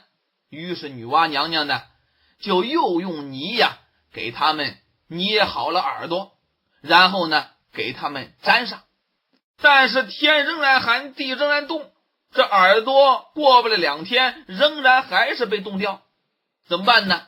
女娲娘娘想了个主意，就把他们的耳朵呀拴了一根线，然后呢，让他们用嘴咬着线的另外一头，这样呢，这俩耳朵就动不掉了，因为用线抻着呢。长此以往呢，这人的耳朵是动不掉了，但是咬着线多麻烦呢。这些人呢，又找女娲娘娘来了。女娲娘娘一看，干脆这么办吧，我教你们做一种吃食，这种吃食就叫做饺子。那吃这个饺子有什么用呢？你看这个饺子呀，就做成给人的耳朵似的月牙状的嘛。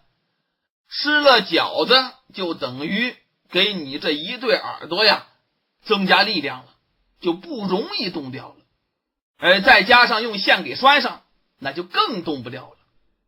那这线怎么办呢？这饺子里面有线呢，用嘴一咬饺子就等于用嘴呀去咬线了，所以呀这个饺子就这么传下来了。这就是饺子的一种来历。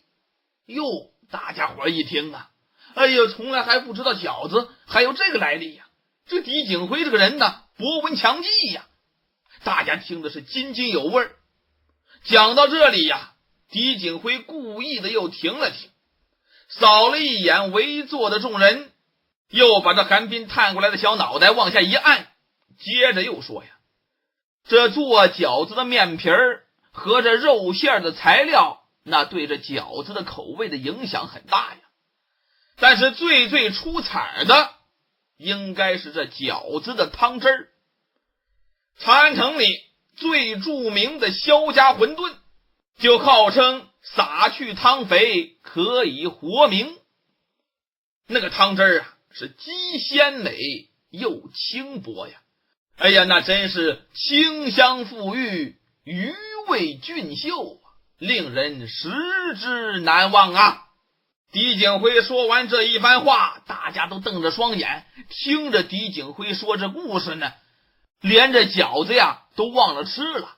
狄景辉说完了，大家伙都没有反应过来。狄景辉微微一笑，嘣儿拿起筷子来夹了一个饺子，吹了吹热气就要下嘴。哎，慢着，被这李元芳一把把这胳膊揪住了。狄景辉朝李元芳一瞪眼，哎，干什么？我尝一尝阿军姑娘的饺子都不成啊？李元芳说，你尝没事，你先把话说完。狄景辉呀无可奈何的把这饺子嘣儿往自己碗里那么一放，筷子啪往上一扣，然后抬眼一看，阿军姑娘和梅迎春呢都在那里笑呢。哎呀，狄景辉呀摇头叹息呀，我这一路上我算是倒了血霉了，就被这个家伙给整的是生不如死。你看今天都过节了，居然也不放过我。哎呀，吃个饺子都不成。哎，梅迎春笑了，弟兄啊，你就别埋怨了，你快些说吧，你把故事说完，把这些菜介绍完，我们也可以早点享口福啊。好吧，狄景辉呀一撸胳膊，你们呢给我仔细听好了啊！说完点心了，那么咱们呢再说说这3道菜。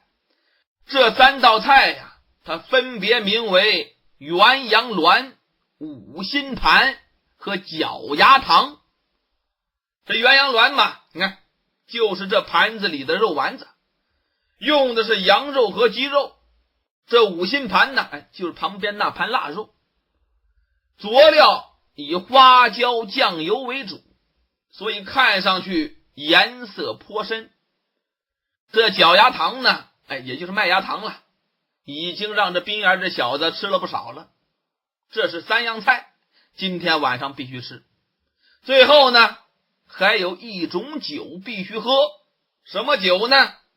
这狄景辉呀轻轻的就端起了刚刚这阿军姑娘拿过来的一个新酒壶。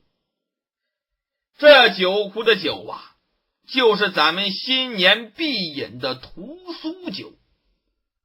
所谓的屠苏酒啊，其实就是用这书胶、带黄等药材泡制的药酒。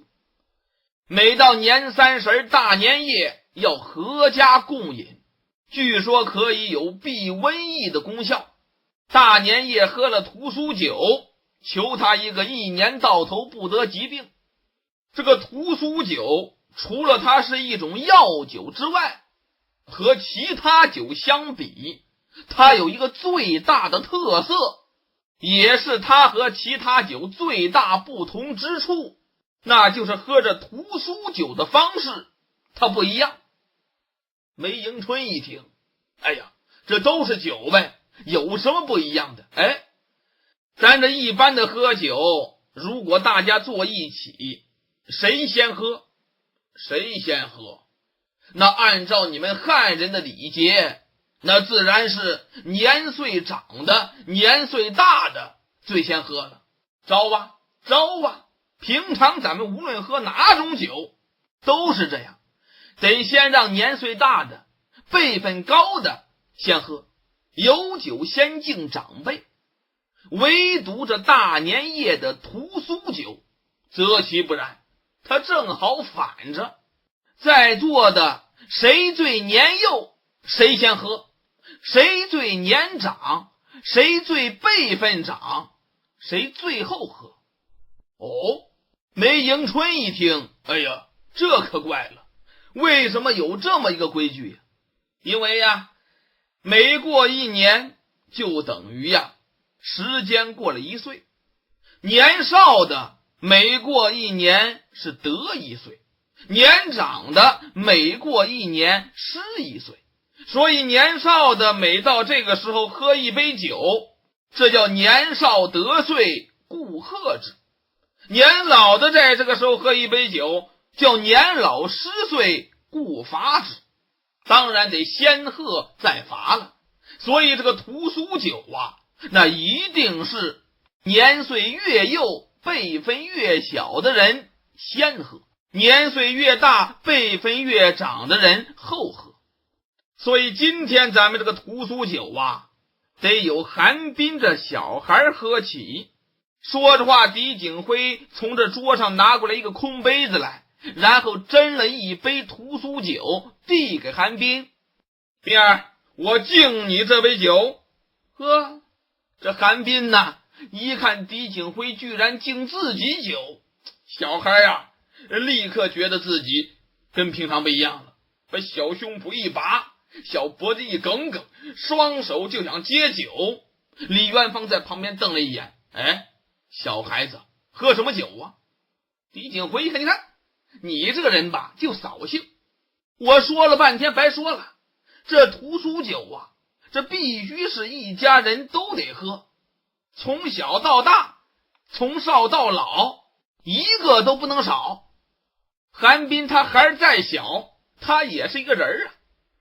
既然今天跟咱们坐在一起了，按照习俗，他就得第一个喝屠苏酒，甭管喝多喝少，哪怕抿那么一口也算喝了。再说了，这屠苏酒啊，就是药酒，喝那么一口两口没大事儿。来，冰儿，把这杯酒喝了。韩冰呢，不理这李元芳，端过酒来，咕噜这么一口，这酒啊，你可别说，还挺好喝。那不像今天喝的那烈酒，这酒一点不辣，非常的温和，喝起来甜不丝的，香喷喷的。啊，韩冰呢，喝了一口酒，我吃口菜，嘣儿，他叨了个饺子巴扔嘴里了。他第一个先把饺子吃了，哈，大家伙呀全乐了。然后这狄景辉又倒了4杯酒，递给大家伙，一边递一边说呀，今天晚上呢，咱们几个就在此共饮这屠苏酒，咱们呢都是平辈儿，我看呢咱也别论谁的岁数大，谁的岁数小了，干脆咱们同饮这屠苏酒，共迎新年佳期的到来。来，端起来。说着话，这狄景辉首先把这屠苏酒端起来了，几个人也都把这屠苏酒端起来，然后互相一致意，易杨伯都把这杯中之酒是一饮而尽。喝完这杯屠苏酒，把这酒杯放下，李元芳这个时候轻声的就问阿君姑娘：阿君姑娘，你在此与我们共饮，沈老伯那里他会不会？阿君姑娘一听这个话，脸色变了变，头一低：爹爹不叫我就不能过去，这是他老人家的规矩，他说了，任何时候都不可以破坏。请听评书《神探狄仁杰之暗夜迷情》，小说原著安娜芳芳，改编播讲王风尘。正说到除夕夜4人守岁，李元芳、狄景辉、梅迎春加阿君姑娘4个人共饮屠苏酒，齐吃3样菜，共同迎接新的一年的到来。几个人把这屠苏酒都喝完了，这个时候李元芳轻声的问阿君姑娘：你在此与我们共饮，沈老伯那里会不会责怪你？阿君一听这个话，阿君这脸色啊当时变了变，头往下一低，声音也十分低沉，说：爹爹不叫我就不能过去，这是他老人家的规矩，任何时候都不可以破坏的。狄景辉在旁边一听，一皱眉呀，冲着李元芳就埋怨了：我说你这个人呢，怎么就会扫大家的兴呢？啊，你看刚刚喝酒喝得好好的，你提那个老头做什么呢？旁边的梅迎春说话了：李兄也是好意嘛，沈老伯不叫阿君更好啊。阿君姑娘，你干脆就在这里和我们一起守岁吧，人多热闹啊。对，狄景辉也说了，咱们就一起过年，甭管那不是你爹，甭管你爹，来喝酒。狄景辉还给大家倒酒。这个时候阿君姑娘犹豫了一下，可是那位大娘到现在还都没有醒呢，我还是去守着她吧。梅迎春在旁边想了想，如果她只是昏睡，你就算一直守着也没这个必要。这样吧，咱们过半个时辰就轮流去看他一看如果没什么事儿，咱们先别管他，让他恢复元气。狄景辉在一旁直点头这样可以啊。如果他明天早上还不行，我呢就给他开个方子，咱们去兰州城抓点药，他吃下去，我想就好了。阿君姑娘一听这话呀，扑哧乐了：狄先生，您真是糊涂了，兰州城在黄河对岸呢，咱们要去呀，也只能去京城关内的镇上买药。您去兰州城不得来回的过2趟黄河吗？那多危险呢。狄景辉一听对，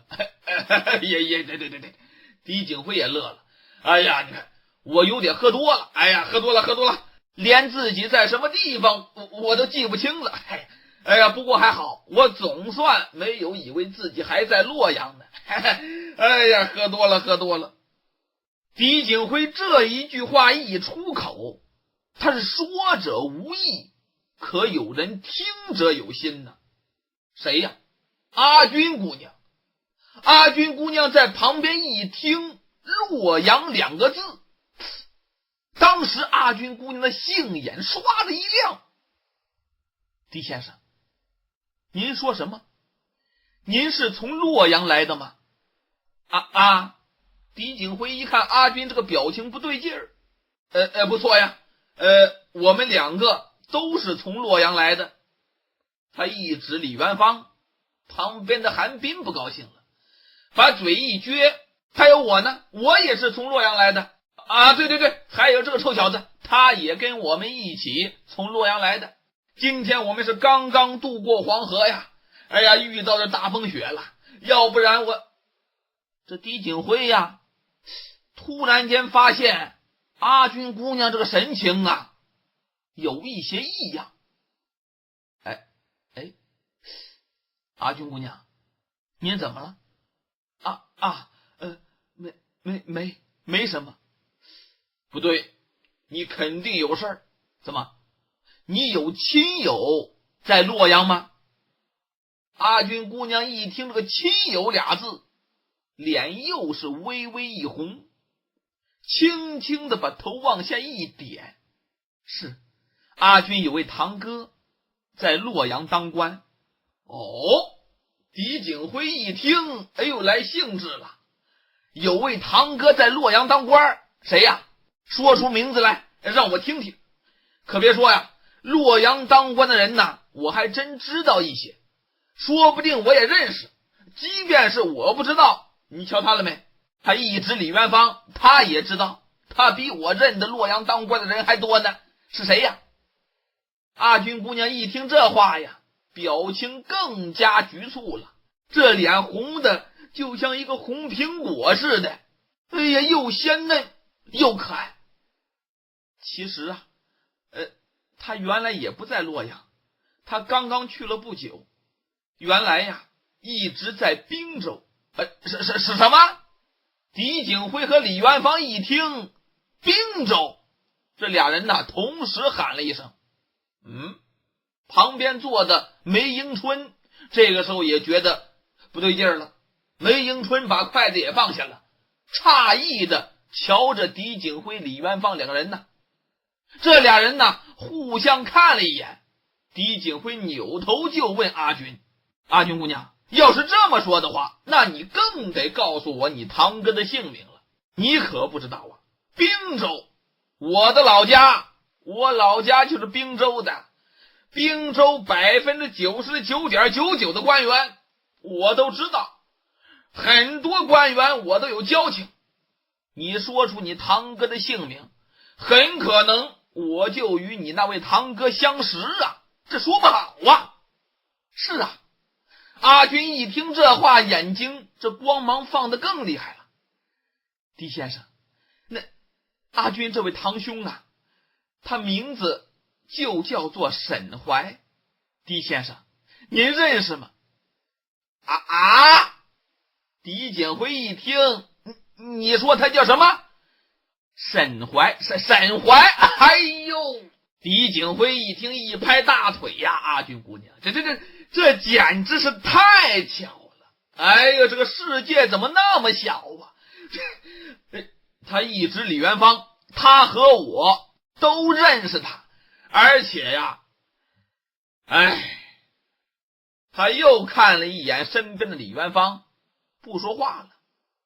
狄景辉那个意思，你堂哥现在接的就是这位他原来的班，你说能不认识吗？狄景辉这么一咋咋呼呼的，阿军姑娘有一点糊涂了。狄先生，你真的认识我堂哥？你们之间是？这个时候，李元芳微笑着把这个话头接过来了。阿军姑娘，我们和你的堂哥沈怀呀是最好的朋友。说实话，李元芳看了眼狄景辉，笑着问：“对不对呀，景辉兄？”狄景辉一愣，马上拼命点头：“对，我们是最要好的朋友啊，经常在一起喝酒啊。”真的呀？你们说的都是真的呀？阿军姑娘啊，满脸的喜出望外呀！一时间，大家伙就觉得阿军姑娘容光焕发，越发的娇艳动人了。哎呀，你们真的认识我堂兄啊？这太好了！这个时候，狄景辉呀也回过神来了。哎呀，难怪那个老家伙姓沈呢。那这么说来，阿军姑娘，你也该姓沈吧？阿军姑娘腼腆的一笑啊，是啊，我的本名就叫做沈军，不过大家平常都叫我阿军。哎呀，狄景辉一拍巴掌啊，这还真是大水冲了龙王庙，一家人不认一家人了。嗨，阿军姑娘，你绝对想不到啊，我和你那堂哥呀，在滨州我们俩呀称兄道弟好几年了。他到洛阳当官，那还是因为这个狄景辉呀，差一点把这真话吐露出来。阿军姑娘一看狄景辉突然不说话了，那是因为什么呀？这狄景辉呀朝李元芳看了一眼。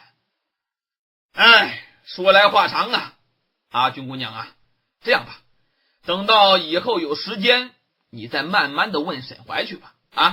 我一句话两句话也说不清楚。阿军听到这里呀，哎呦，这个整个脸呐如沐春风一般呐，笑得跟朵花似的。瞧瞧狄景辉，又看看李元芳，低下头笑眯眯的想了想。突然间阿军姑娘轻声的嘟囔，我去告诉爹爹，他一定高兴极了，一定高兴极了。说着话站起身来就往外走。梅迎春轻轻的按住阿军的衣袖，阿军啊，你不是说过没有你爹的召唤你就不可以去找他吗？阿军姑娘冲着梅迎春呐依然是微微一笑啊，不会的，他不会生气的，他最疼爱我堂兄了，只要是我堂兄的事情他都着急要知道的，他一定不会责怪我的。说着话，阿军姑娘又瞧了瞧李元芳、狄景辉，刚才我爹爹对二位先生不太客气，可他要知道二位先生是我堂兄的朋友，他一定会热情相待的，真的，他会非常愿意招待我堂兄的好友的。何况今天还是新年呢。这梅迎春一看阿军呢，这简直有点高兴的不正常了。这梅迎春呢沉默着就把手挪开了。阿军姑娘站起身来，先提起酒壶，给这三个男人逐一的斟满面前的酒杯。梅先生、李先生、狄先生，你们自己先吃酒吃菜，我去就来。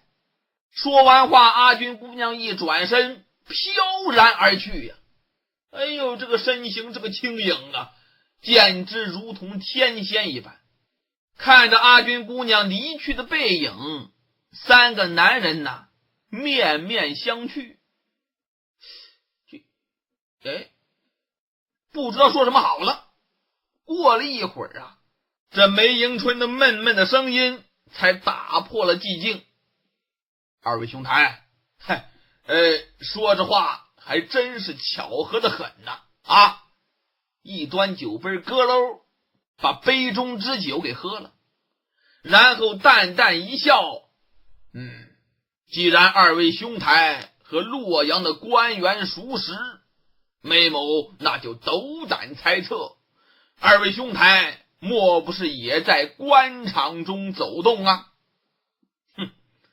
狄景辉呀冷哼了一声，端起酒杯来抿了一口。我不是啊，他嘛似乎曾经吧。梅迎春一听这个话，用一种探寻的眼光盯住李元芳，想从李元芳口中得到答案。李元芳一看这梅迎春看自己，李元芳啊把头往下一低，是闷头不语，在这里只是一杯接一杯的在这喝酒。狄景辉也原以为这李元芳能够说两句，哪知道一看这李元芳啊，这毛病又来了。这狄景辉也看得心烦，你呀少喝点吧一看旁边这小孩韩斌呐，小眼瞪得溜圆，看着自己。这狄景辉呀没有好气儿啊，你瞪我干嘛呀？我爹不是让你管着他吗？你怎么不管了？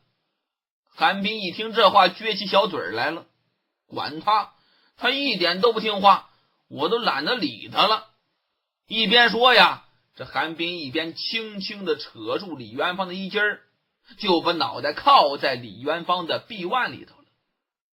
就这个时候，大家伙听到院中响起脚步声音，紧跟着嘎吱一声，这堂屋门又一次打开了。阿军姑娘搀扶着沈廷放站在了门前。梅迎春三个人一看，赶紧把酒杯放下，静静地注视着这对父女，谁都不言语，这一会好也不站起来了。这个时候啊，还是阿军姑娘红着脸先开口了：爹爹，就是这位狄先生和李先生，他们和堂哥是好朋友。这沈廷放啊，满脸狐疑呀，瞪着一对僵尸眼睛，用一种犀利的目光刺向狄景辉和李元芳，上一眼下一眼打量这两个人108.5眼，就好像审查两个罪犯似的，看了得半分钟没言语。阿军姑娘在旁边一看，这脸涨得通红啊，刚才还对人家说呢，你们要是我堂哥的朋友，我爹肯定不会那么对你们无礼，他肯定会热情招待你们。这哪知道再一次见面，跟审着罪犯似的，自己刚才说的话，这阿军姑娘都不敢想了，把头往下一低，慌乱的不敢再往前看了。狄景辉呢，还在那里犹豫呢。李元芳这个时候慢慢的站起身来了。虽说李元芳也不知道为什么看见这位沈廷放啊，这打心眼里那么腻歪，那么恶心，但甭管怎么着，这是人家，你得懂得礼数啊。李元芳赶紧站起身来，对着沈廷放抱拳当胸：沈老伯，在下李元芳，不知沈老伯是沈怀贤弟的伯父，刚才多有得罪，还望老伯见谅。狄景辉一听又来了，这绿豆苍蝇到处都有啊，怎么了这是？沈廷放一听李元芳报自己的名字李元芳3个字，沈廷放猛地一怔啊，立刻神色变得十分的紧张，那张破损的老脸显得更加的狰狞了。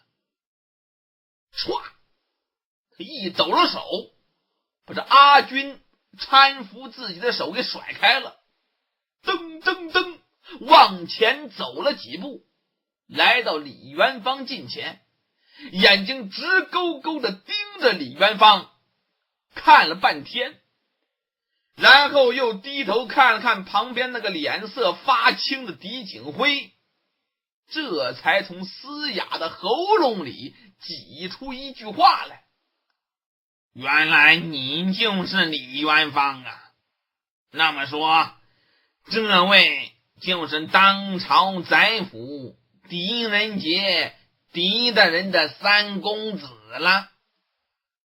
狄景辉一听认出我来了，我也不站。狄景辉在底下这么一抱拳啊，不错，在下正是狄景辉。这沈廷放啊，把脑袋点了点，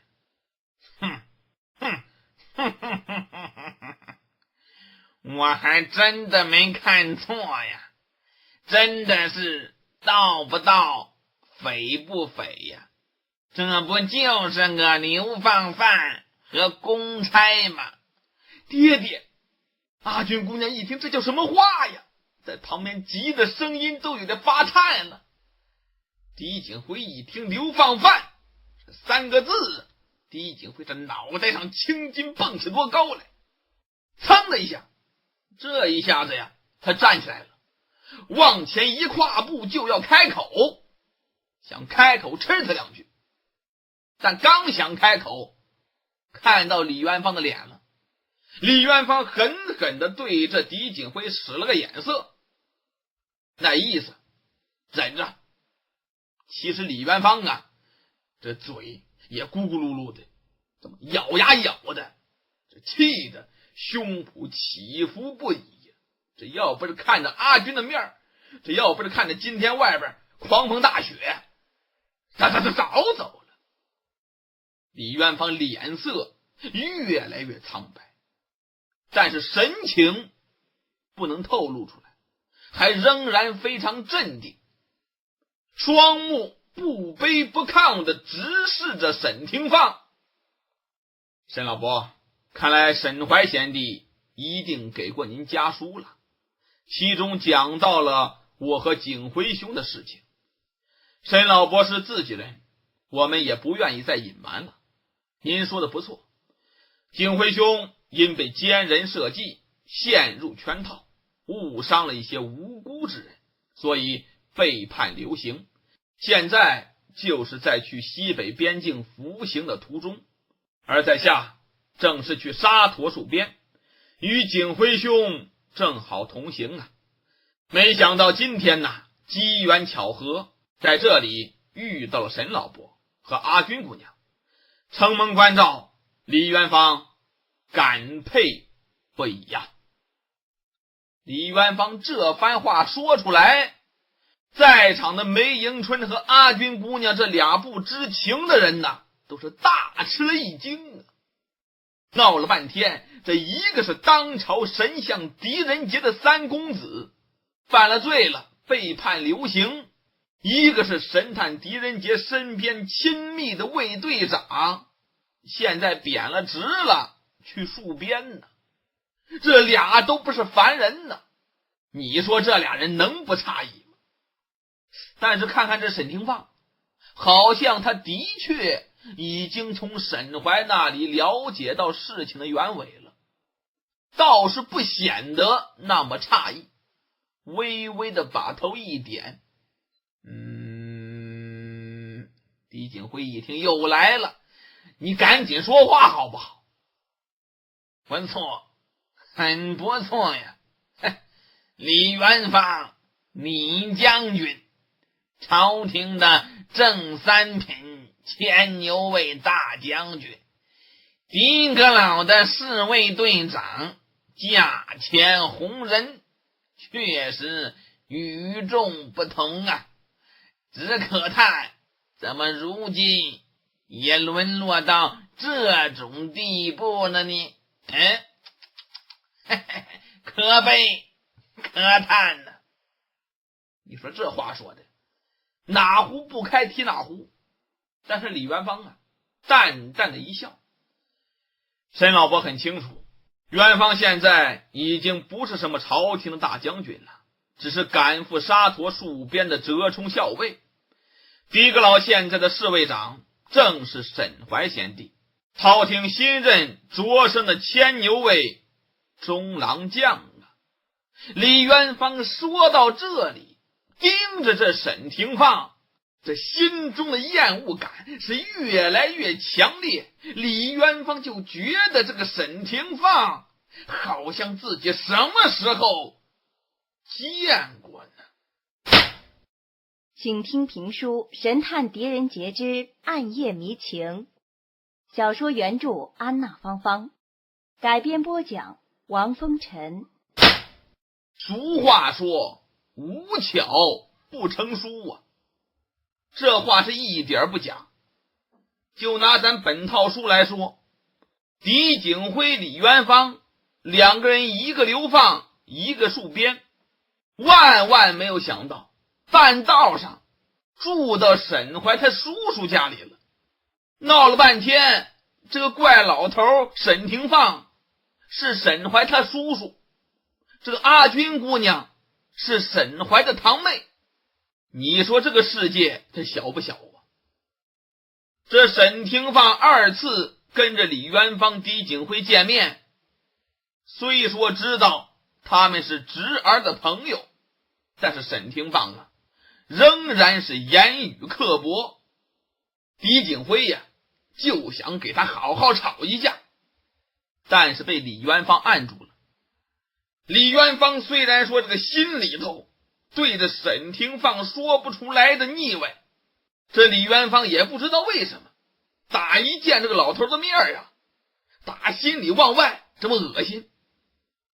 这李元芳就琢磨呢，我什么时候见过这个人呢？啊，要不然我怎么那么恶心他呢？但是脑海之中快速旋转，把自己这10来年的记忆全搜了一遍，没搜到这个人呢。虽说对这个沈廷放腻歪，但是李元芳尽量的克制自己，对着沈廷放仍然是恭恭敬敬的。沈廷放啊，说了2句刻薄的话，把头一点呢，看了看李元芳，这个脸色略微的放得和缓了一些，又斜着眼睛瞥了一眼旁边的狄景辉。沈廷放把脑袋一摇，未曾开口先拉鼻儿啊。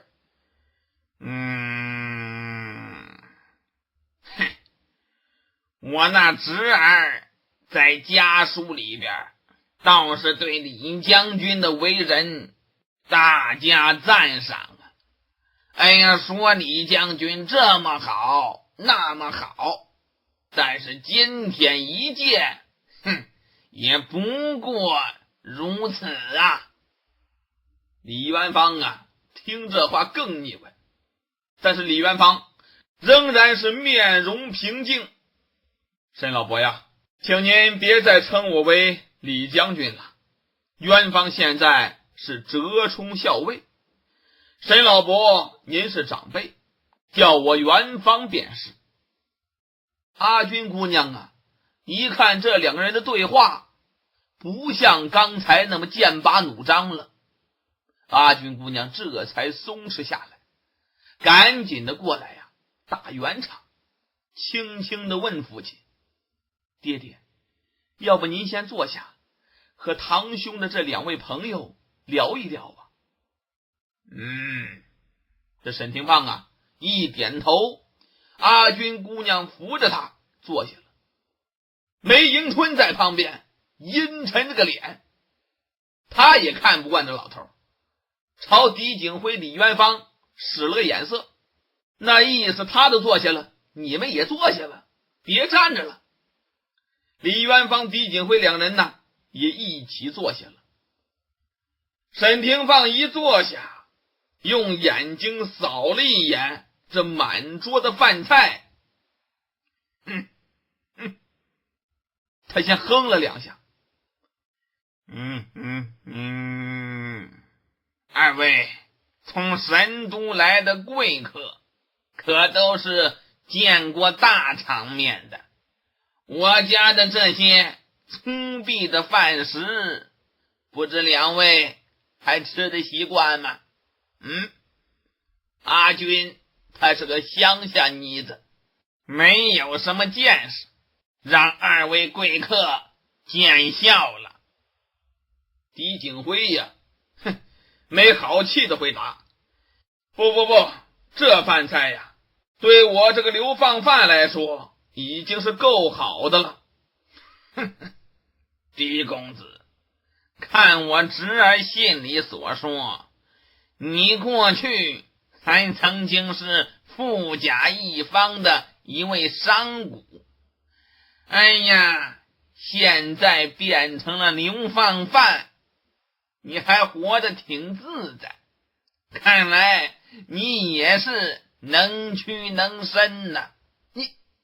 这狄景辉呀，一听这话，眉头立起来了，又要发作。旁边的李元芳冲他使了眼色，这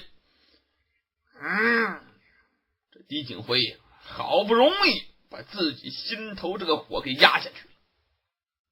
梅迎春坐在那里，看了看众人，一看呢，一个个的神色抑郁，那能不抑郁吗？本来今天是大年夜，阖家欢乐的日子啊，大家应该高高兴兴的，碰到这么一个怪老头，你说多扫兴。这梅迎春呢，为了和缓这个气氛，把酒杯端起来了。啊，沈老伯，梅迎春呐，倒是没有想到啊，今天打黄河岸边居然带回了2位沈家的朋友啊！新年佳节，亲朋相逢，无论如何也是一件乐事，是一件喜事啊。我看现在子时已经过了，梅迎春就敬大家一杯酒。这杯酒啊，一来迎接新年，二一来呢，这杯酒往下一喝，刚才的误会便能够烟消云散啊。这三一则嘛，沈老伯是我们大家的长辈，这杯酒我也祝沈老伯福寿安康，我先干为敬了啊！来，一扬脖，把这杯中之酒一饮而尽。李元芳、狄锦辉和阿军姑娘也都把各自的酒杯给端起来了，唯独沈廷放一动不动。沈廷放用那对僵尸的眼睛扫视了一下大家，沈廷放脑袋拨楞了一下，老夫有病，这酒啊就不喝了。沈廷放说着话，依然是满脸的阴郁，而且是反反复复的用眼睛打量着李元芳和狄锦辉。阿军姑娘一听他爹不喝酒了，赶紧盛了一碗饺子放在了沈廷放的面前。爹爹，您不喝酒，就吃碗饺子吧。这沈廷放啊，好像是嫌这个阿军姑娘打断了他的思绪了，用一种十分鄙夷的眼光斜了阿军姑娘一眼，好像瞪的不是他闺女似的。一转脸突然就问李元芳：李校尉，听说你在狄大人身边跟了整整10年，是不是啊？沈老伯说的不错，元芳自打载元初年起就担任狄大人的卫士长，直到1个多月前呢。沈廷放紧接着又问：那在此之前呢，你是干什么的？元芳在此之前在凉州从军。凉州，正是。那这么说，李校尉是凉州人了。元芳自幼在凉州长大。这沈廷放啊，也不知道在琢磨什么，听到这里微微点点头，脸上阴晴不定。这个时候阿军姑娘站起身来了。子时过了，大家都吃口饺子吧。说着话，阿军姑娘盛了4碗饺子，然后一人1碗递给大家，先递给梅迎春，然后又递给李元芳。李元芳出于礼貌伸手来接，这么一伸手，阿军姑娘突然间呢，看到李元芳2手的虎口处是一片青紫，而且这个颜色呀都紫的发黑，2手虎口处非常的吓人呢。阿军姑娘当时不觉得惊诧呀。李先生，您的手怎么了？李元芳看看，没事，不小心碰伤而已。李元芳这句话刚一说出口，在一旁一直闷着声不响的坐在李元芳身旁的那韩冰呢，现在开口说话了，嘟嘟囔囔：阿军姐姐，我哥哥他骗人，他刚才自己悄悄的按着，我都瞧见了，我都。李元芳一听这话，狠狠的瞪了韩冰一眼：谁让你胡说八道的？小孩子家多嘴！韩冰小孩一拧眉毛，委屈的嘟嘟囔囔：“我没有胡说八道，我明明看见了嘛。”边李元芳一瞪眼，宝剑眉往上一立，厉声呵斥了一句。韩冰吓得一哆嗦，把头往下一低，不再说话了。阿军姑娘一看，你看阿军姑娘一直那么温柔，一看这个情景，阿军姑娘啊有一点生气了，轻声责备李元芳：“李先生，你对小孩子怎么这么凶呢？”说着话，这碗饺子呀也没递给李元芳，直接把这碗饺子端到韩冰面前了。“冰儿，好孩子，吃饺子啊。”韩冰呢委委屈屈拿起勺子，这小眼通红，小鼻子都带红了，几乎都要掉下眼泪来了。李元芳一看，也觉得自己刚才呀训斥的太重了，伸过手去想摸摸韩冰的脑袋，抚慰抚慰他。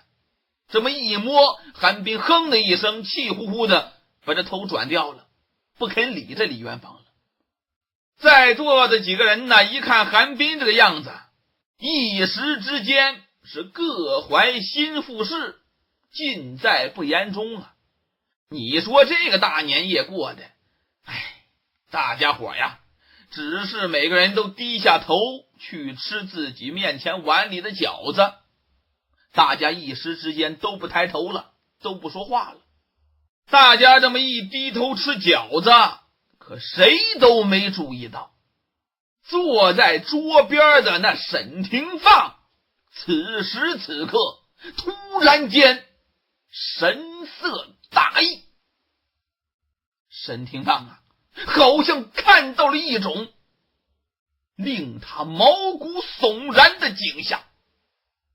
他本来那张已经变了形的面容啊，一时间被这种巨大的恐怖所覆盖了，更加的扭曲了，而且扭曲出了令人心悸的狰狞之态。这个时候，这几个吃饺子的年轻人，如果有任何一个抬起头来，大概都会被他样子吓一跳的。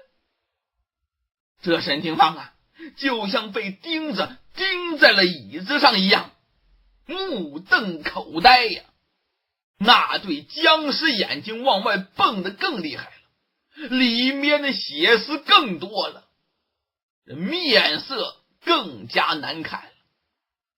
他在这里木呆呆的坐了半天，终于勉强的掩盖住了内心的动荡，低低的咳嗽了一声。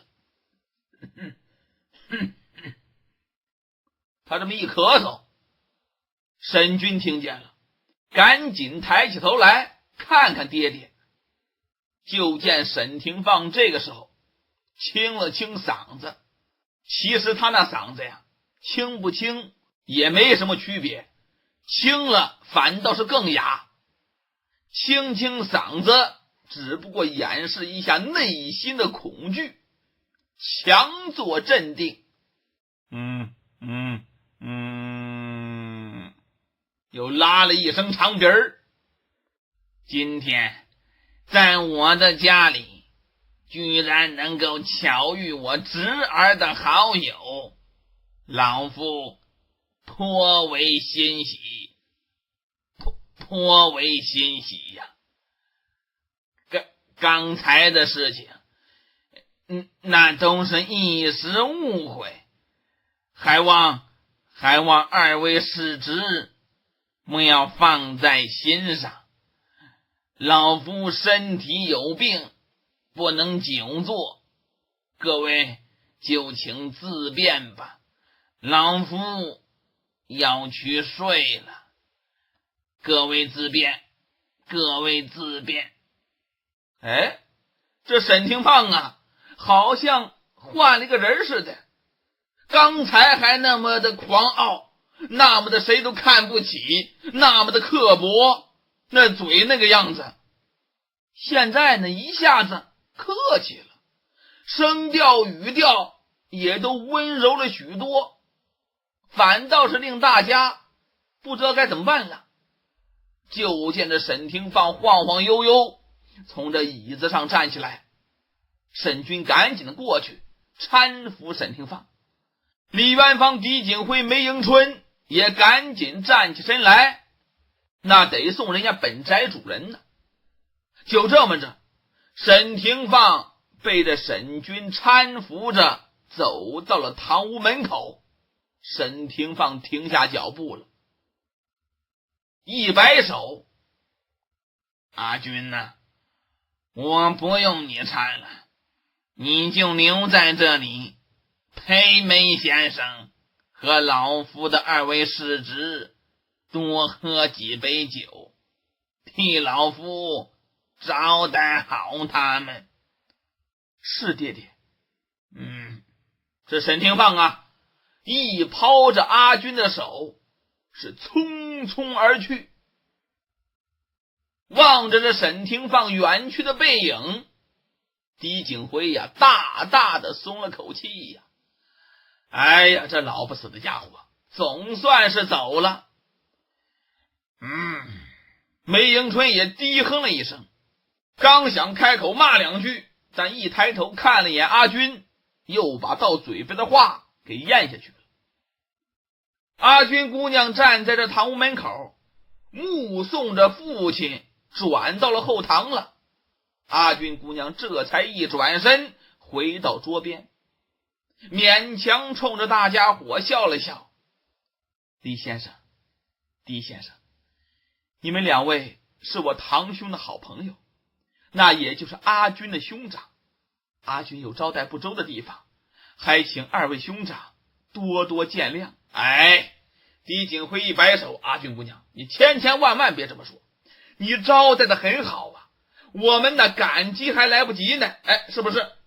说着话一同李元芳，李元芳呢也点点头：“是啊，阿军姑娘，子时已过了，你要不要先回去休息一下？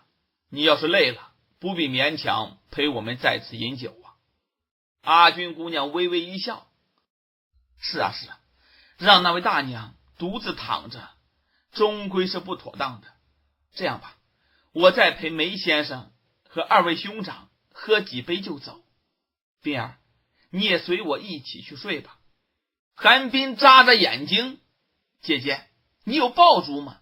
我要放爆竹。”阿军一听这个话，阿军甜美的笑了，把韩冰拉到身边，声音非常的温柔啊：“姐姐现在没有，明天呢，让你哥哥去集市上买给你，好不好啊？”“那好，那我明天可以放爆竹了。”就这么着，阿军呢又在这里陪着三个男的喝了几杯酒，然后就牵着韩冰回东厢房去了。这么一来，这整个堂屋里头又只剩下这三个大男人了。他们先是互相的看了看，突然呢都有些惆怅的全乐了。哎呀，狄景辉先感叹的说呀：“我说梅兄啊，现在你已经知道我们真实的身份来历了吧？怎么样，作何想法呀？还觉得我们是英雄豪杰吗？或者是你终于发现了我们两个人不过是一对丧家之犬罢了啊，对不对？”梅迎春呐，看着狄景辉，双眼放光啊，面含微笑：“英雄豪杰和丧家之犬，有时候不过是一步之遥而已呀。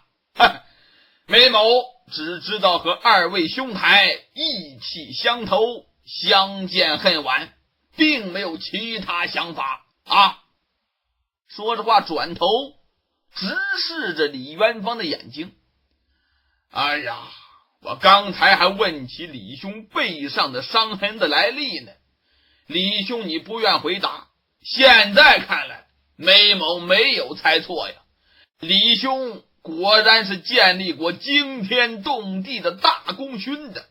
你看李兄这么年轻就已经是大周朝正三品的千牛卫大将军了，狄仁杰阁老整整10年的卫队长啊！嘿，怎能不让人钦佩，怎能不让人倾慕啊？李元芳一听啊，这梅迎春这番话可够热情洋溢的，李元芳啊也不由得微微一笑啊，轻轻的把头一摇，梅兄啊，虽然你说的也算实情，但都已经过去了。今天我不再是什么正三品的千牛卫大将军了，我只是一个折冲校尉，与景辉兄一路去沙陀赴边，只想着能早日平安到达，胸中也并没有什么豪情壮志，也不值得梅兄钦佩呀。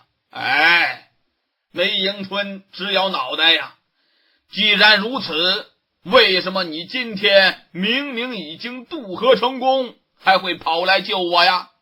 李兄啊，我这个人呐，对自己识人的本事可也是十分自信的。不论你怎么说，在我梅迎春看来呀，你绝对不是一个甘于平庸之人呐。李元芳一听这个话，李元芳上眼下眼又打量了一番梅迎春。李元芳心说话，你说我不是甘于平庸之人，我倒看你梅迎春也不是个平庸之人，你的真实身份又究竟是什么呢？请听评书《神探狄仁杰之暗夜迷情》，小说原著安娜芳芳，改编播讲王风尘。正说到凶宅年夜呀，就在这个沈家这个堂屋里头，咱们呢说了好几回了，说老说话有什么意思？有什么意思？咱讲这部书啊，那跟一般的评书不一样，它是推理悬疑评书。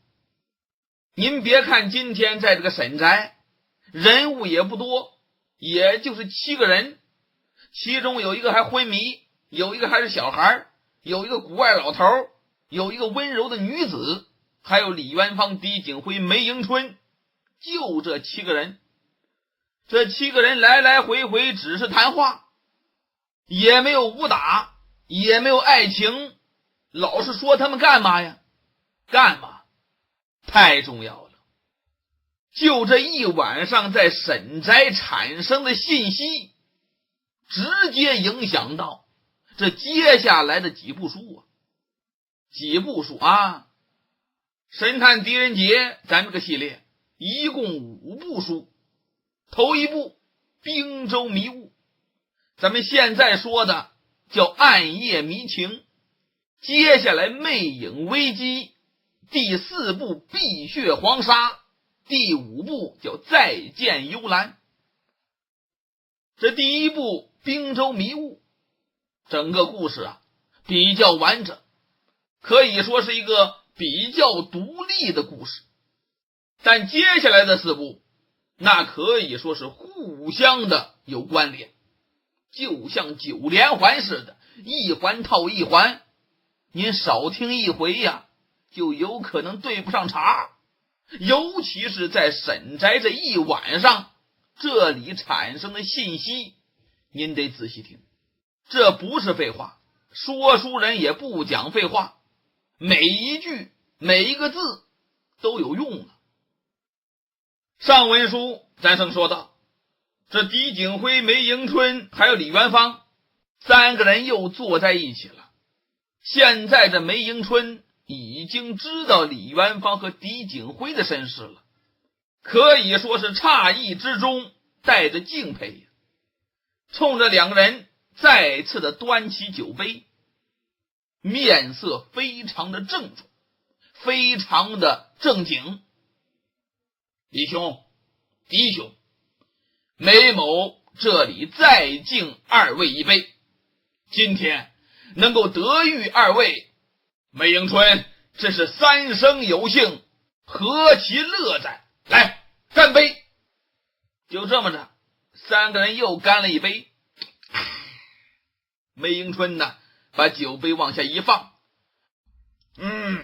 今天这个不眠之夜，看来真是有话题可聊了啊！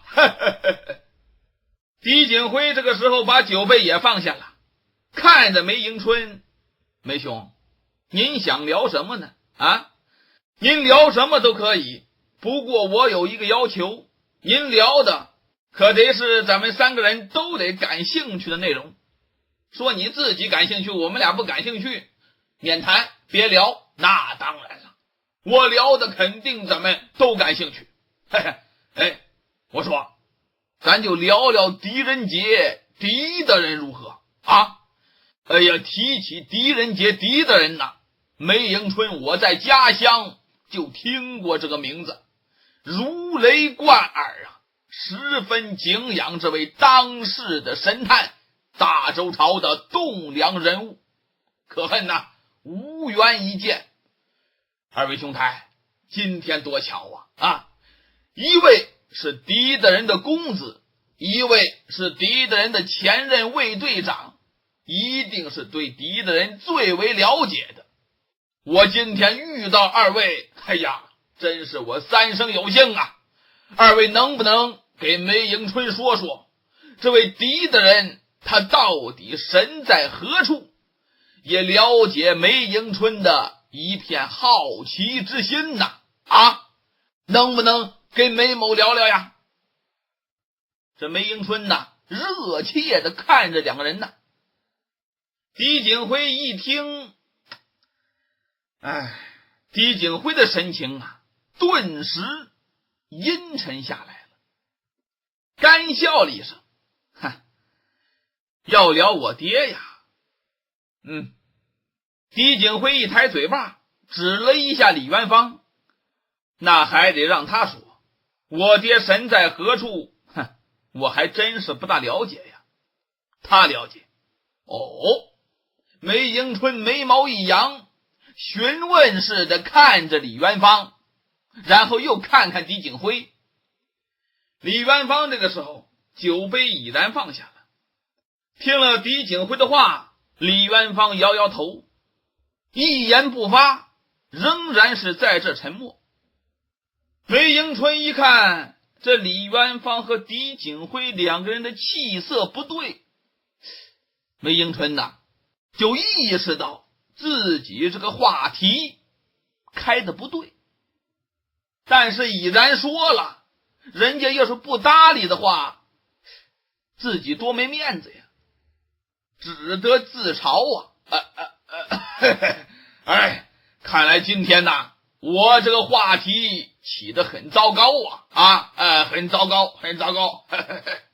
说着话，拿过酒壶来给自己倒了一杯酒。狄景辉在旁边也把头摇了摇，不是你的话题糟糕是我这个儿子做得太糟糕了。今天呢，落到这个地步，不仅不能给我爹脸上增光，反让他老人家丢脸呐，实在是不好意思说呀。梅迎春一听狄景辉这么说，好像明白了什么似的，他端起酒杯一扬脖，把自己刚倒好的酒喝下去，然后酒杯重重地往桌上一蹲，长叹了一声。二位其实梅某提出这个话题，那也是有感而发的。狄景辉不明白呀，因何有感而发呀？梅迎春这个时候脸也沉下来了。二位不知道梅某也有一个很有本领的父亲呐，但梅某早在20岁的时候便与我的父亲闹翻了，我一个人出外闯荡了10多年呐。本来我下定决心说这一辈子都不会再与他见面了，却没想到1年多前梅某的父亲身患重病，派人把梅某找回去，直到在父亲的病榻前，梅某这才醒悟到不管我们俩彼此曾经有过多么深的芥蒂，归根到底，他还是我的父亲。原以为会持续一辈子的怨恨，等到我们见面的时候，早已经烟消云散了。说到这里，梅迎春刚想拿酒壶想给自己再倒杯酒，歘，这狄景辉已经把那酒壶抢过来了，给自己的酒杯倒了一杯酒，一边倒，这狄景辉一边感同身受的大声叹道：梅兄啊，你说的这些，他说不下去了，这酒杯也倒满酒了，一扬脖，把这杯酒干下去，狄景辉这才稍稍的平静了一点。梅兄，你能否说一说你当初为什么和你的父亲闹翻吗？这梅迎春一伸手，又把狄景辉手中的酒壶抢过来了，一边给自己斟着酒，一边慢慢的叙述：二位兄台，先恕个罪梅某不便暴露自己的身份，所以就不讲那些具体的名称了。总而言之，梅某出生在西域的一个部落里边，梅某的父亲就是那部落的族长。开始我们的部落人口稀少，没有什么实力，非常的软弱，经常的遭受周围其他强大部落的欺负。一直等到我父亲担任族长之后，才有所起色。因为我的父亲为人精明强悍，而且非常有野心，打小就发誓要改变我们部落的这种状况。他接手之后励精图治，一边设法与外族联姻达成联盟，一边努力学习外族狩猎和放牧的技艺。他在15岁的时候就娶到了庞族酋长的女儿，也就是我的母亲因为我的母亲所属的部落非常强大。我父亲为什么娶我母亲，这里边也有这种因素。他想借着我外公的势力壮大我们的部落。我父亲就通过我母亲所带来的武器、牲口、药材等等物品，还有一些狩猎放牧的技艺，逐步的壮大了我们部落的实力。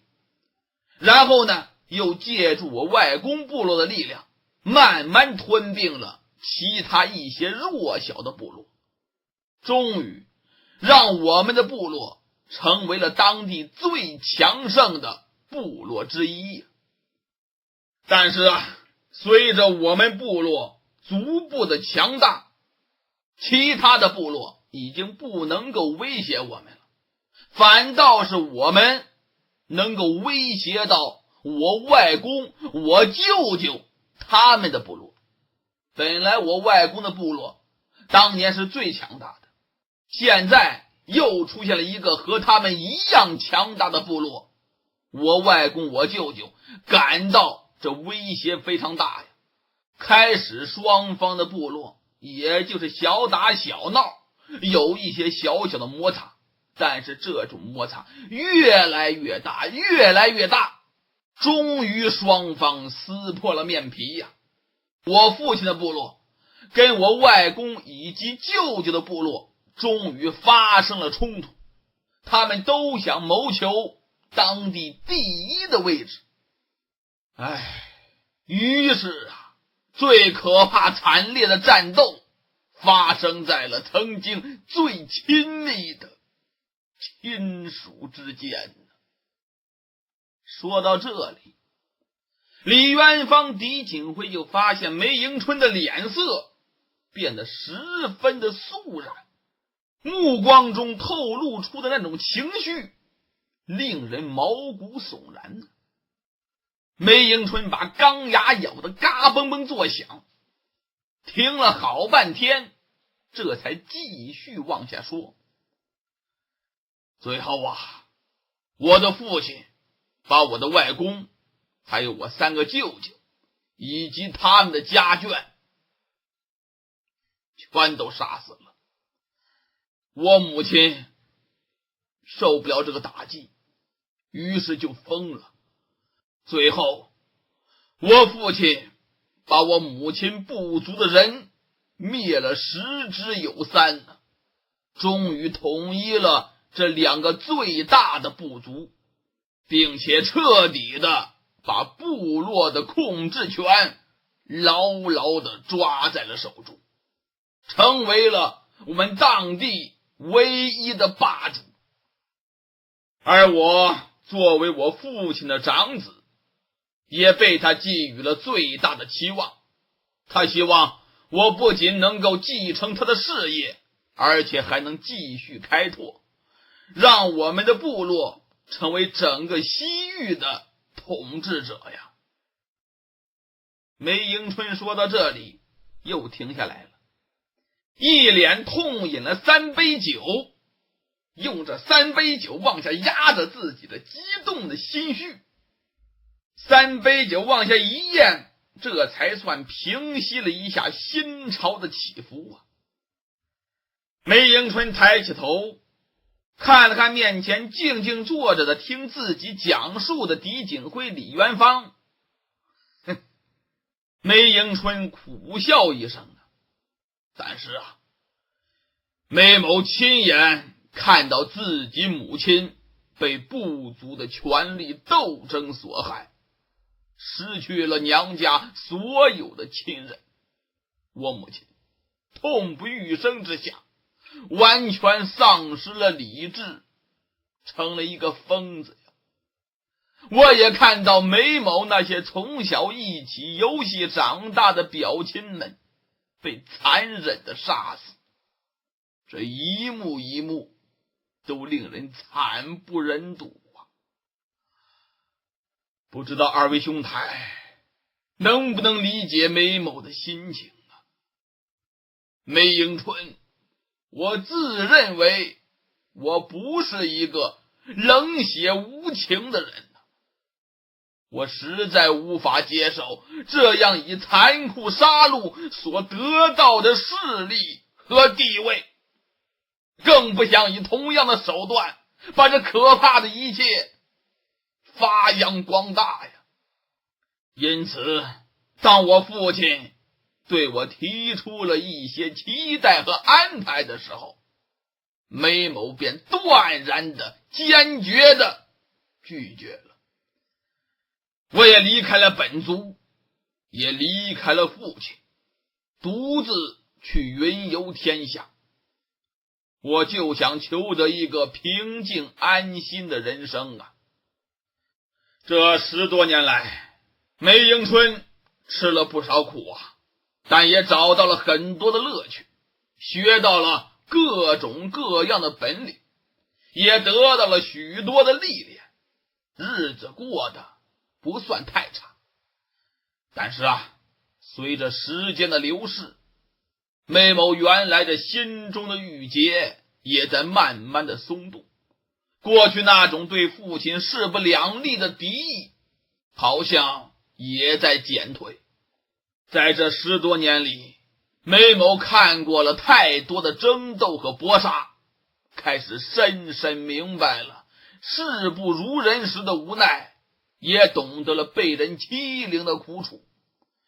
我时常为此而苦恼啊，越来越想不明白，我父亲的举动究竟是因为铁血无情对权力的狂热呢，还是情势所逼身不由己的选择呀？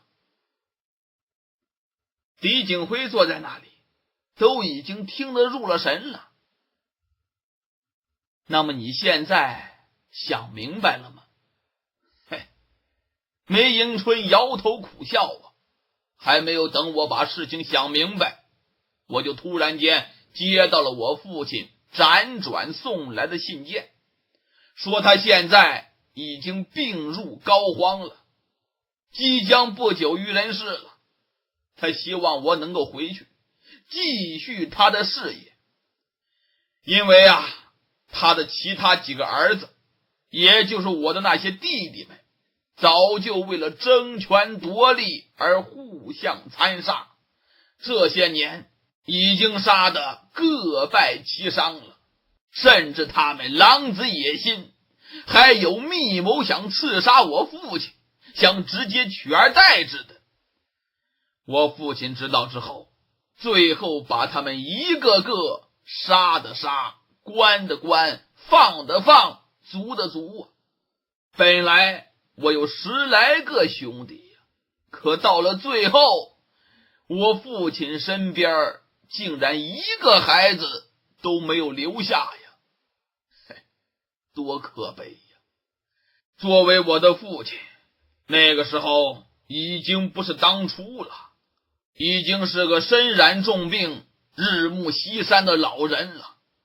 在他弥留之际，他能够想到的，居然只有我这一个早已与他反目、离家出走的儿子。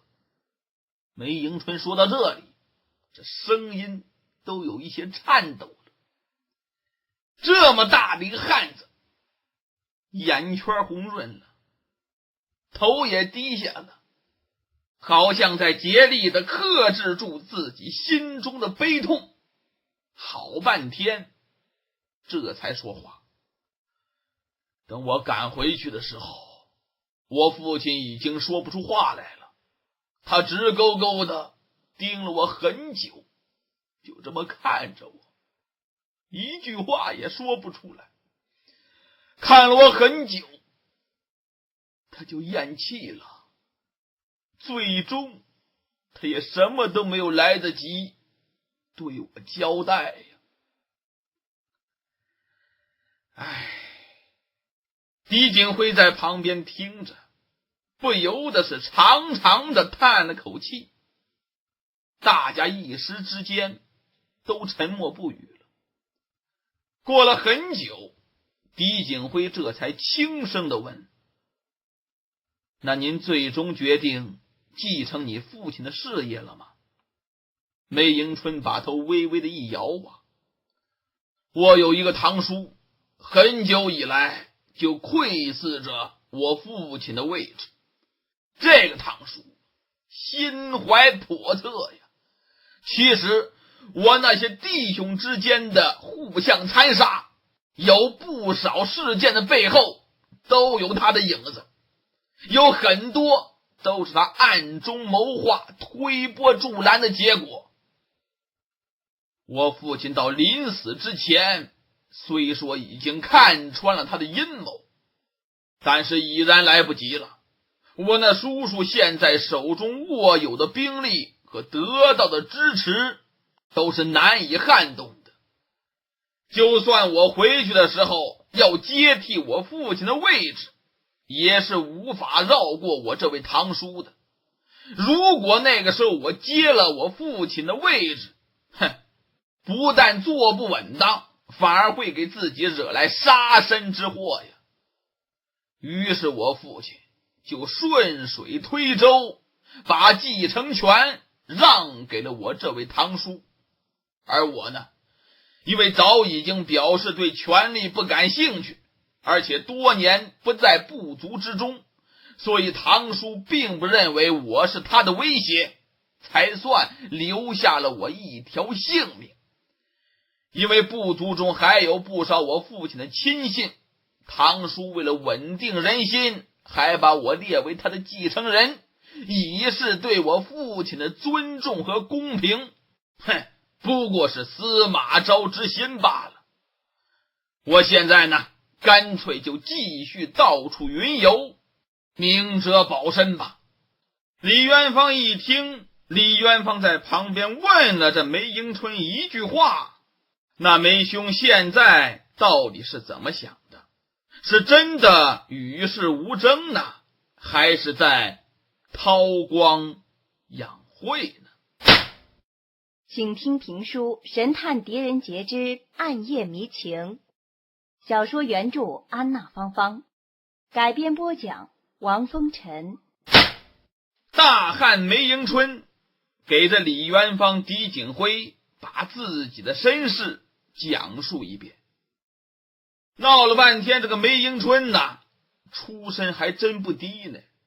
他的父亲是西域一个强大部落的族长，本来打算死后把这个族长之位传给这梅迎春，但是呢，梅迎春还有一个堂叔，势力非常大，他父亲怕把这个位置传给梅迎春，梅迎春也坐不稳当，反而给梅迎春带来杀身之祸。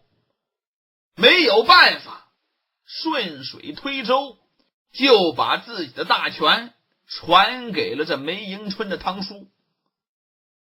他这位堂叔为了稳定人心，还做了个秀，把这梅迎春列为自己的继承人。这个意思呢，给大家伙看看，不是说我夺我侄儿的位置，实在是我侄儿年岁太小了我哥哥呢怕把整个大权交给他放心不下，由我暂时的接管，等我100年之后呢，大家伙放心，这个位置我还传给我侄儿。现在就当众宣布，我侄儿是未来我的继承人。作秀嘛，其实不过是司马昭之心罢了。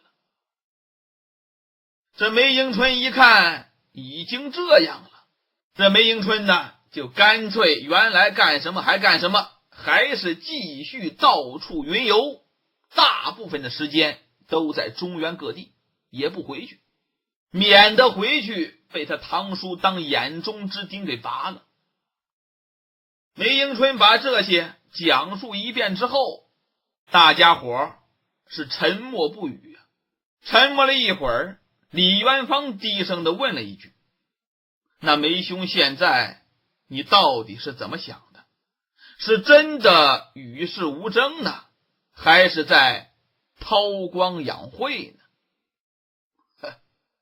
梅迎春一听李元芳这句问话，淡淡一笑，眼皮一挑，眼睛看着李元芳：李兄乃张氏豪杰，以李兄之见呢？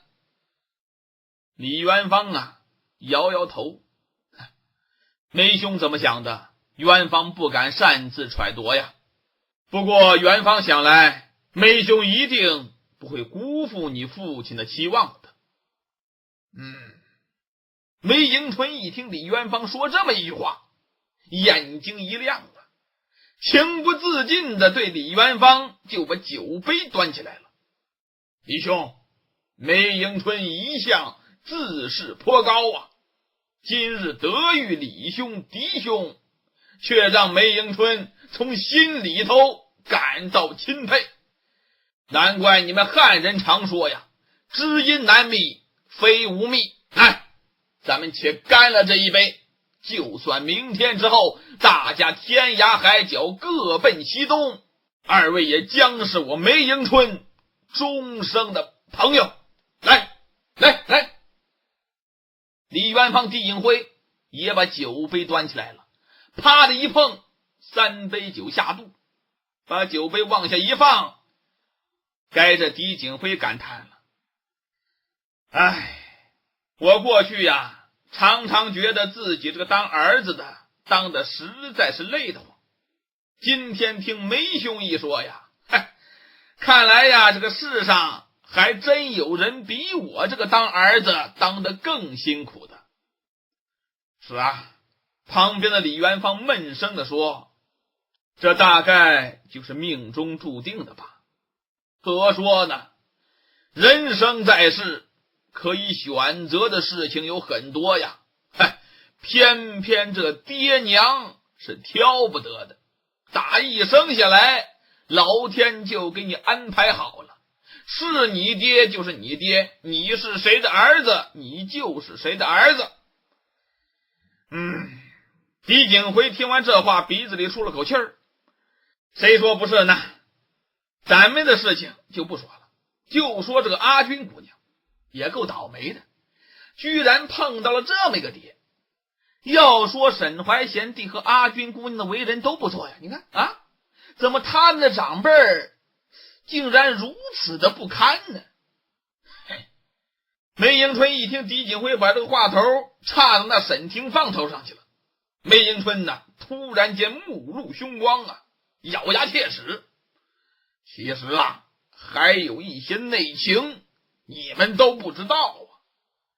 阿军求我不要往外说，可我告诉你们，在我看来，沈廷芳这老家伙，这个人真正是个恶贯满盈、死有余辜的。要按照我的性子，上去咔不拉嚓就把他给结果了，废了他的狗命，杀了他也为阿军姑娘求个解脱。哟，狄景辉呀，没想到这梅迎春反应居然那么大，被这梅迎春的神情给吓了一跳啊，连连摇头啊。梅兄，您要这么做，我倒是不反对呀，可阿军姑娘肯定要恨死你了，所以我觉得呢，您千万别这么做。梅迎春自己也乐了，我呀也只是说说狠话，所谓投鼠忌器呀，我现在是深深体会到了其中的道理了。梅迎春顿了一顿，好像自我解嘲地说，不瞒二位啊，梅迎春打小就被父亲寄予厚望，他花了很多的心血来教导梅某心狠手辣的本事。梅某打5、6岁的时候就被父亲带过去狩猎，每一次父亲都让我亲手屠杀捉到的野兽来锻炼我的胆子呀。梅某那个时候还小呢，每一次杀完野兽之后都要做很久的噩梦啊。在梦里简直是恐惧异常，但是杀多了，慢慢的也就习惯了。开始是杀野兽，后来等到我10岁的时候，父亲呢拎过来一个俘虏，让我当众活生生的要把这个俘虏的头给砍下来。我把这个人呢就给杀了。直到现在，那个人当时那个眼神还留在我的脑海当中，记忆犹新呢。后来呀，我就上阵杀敌，杀人无数啊。等那个时候再一杀人呢，简直就没感觉了，那真是杀人不眨眼呢，丝毫的不把人命放在眼里。要不是后来家族中的屠杀事件令梅某心生悔意，恐怕梅某真会成为一个完全杀人不眨眼的暴徒啊，不会像今天心中到底还会有所顾忌呢。一旁一直听着不发言的李元芳听到这里，突然间冒出一句，梅兄，那你觉得这好还是不好呢？梅迎春呢被李元芳这一句给问愣了。李兄，那你觉得呢？李元芳仍然是那样，把头摇了摇，没有说话。狄景辉在旁边一看，这什么毛病呢？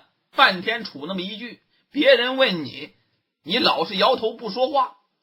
跟你这个人呢谈话呀就憋闷得慌。我说李大将军，您这些年杀的人也不少吧？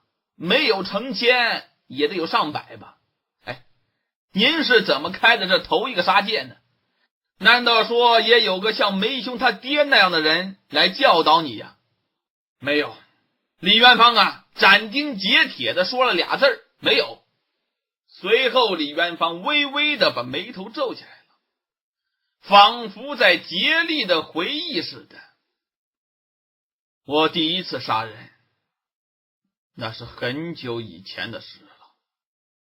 这个李元芳的语调啊，让人听着太不舒服了，因为从这个语调里头啊，人听了有那么一种酸溜溜的感觉，太过悲凉了。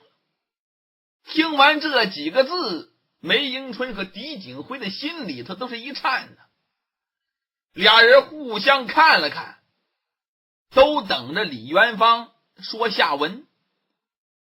这李元芳啊，好像沉寂在他遥远的回忆当中似的，在那里一动不动地注视着前方。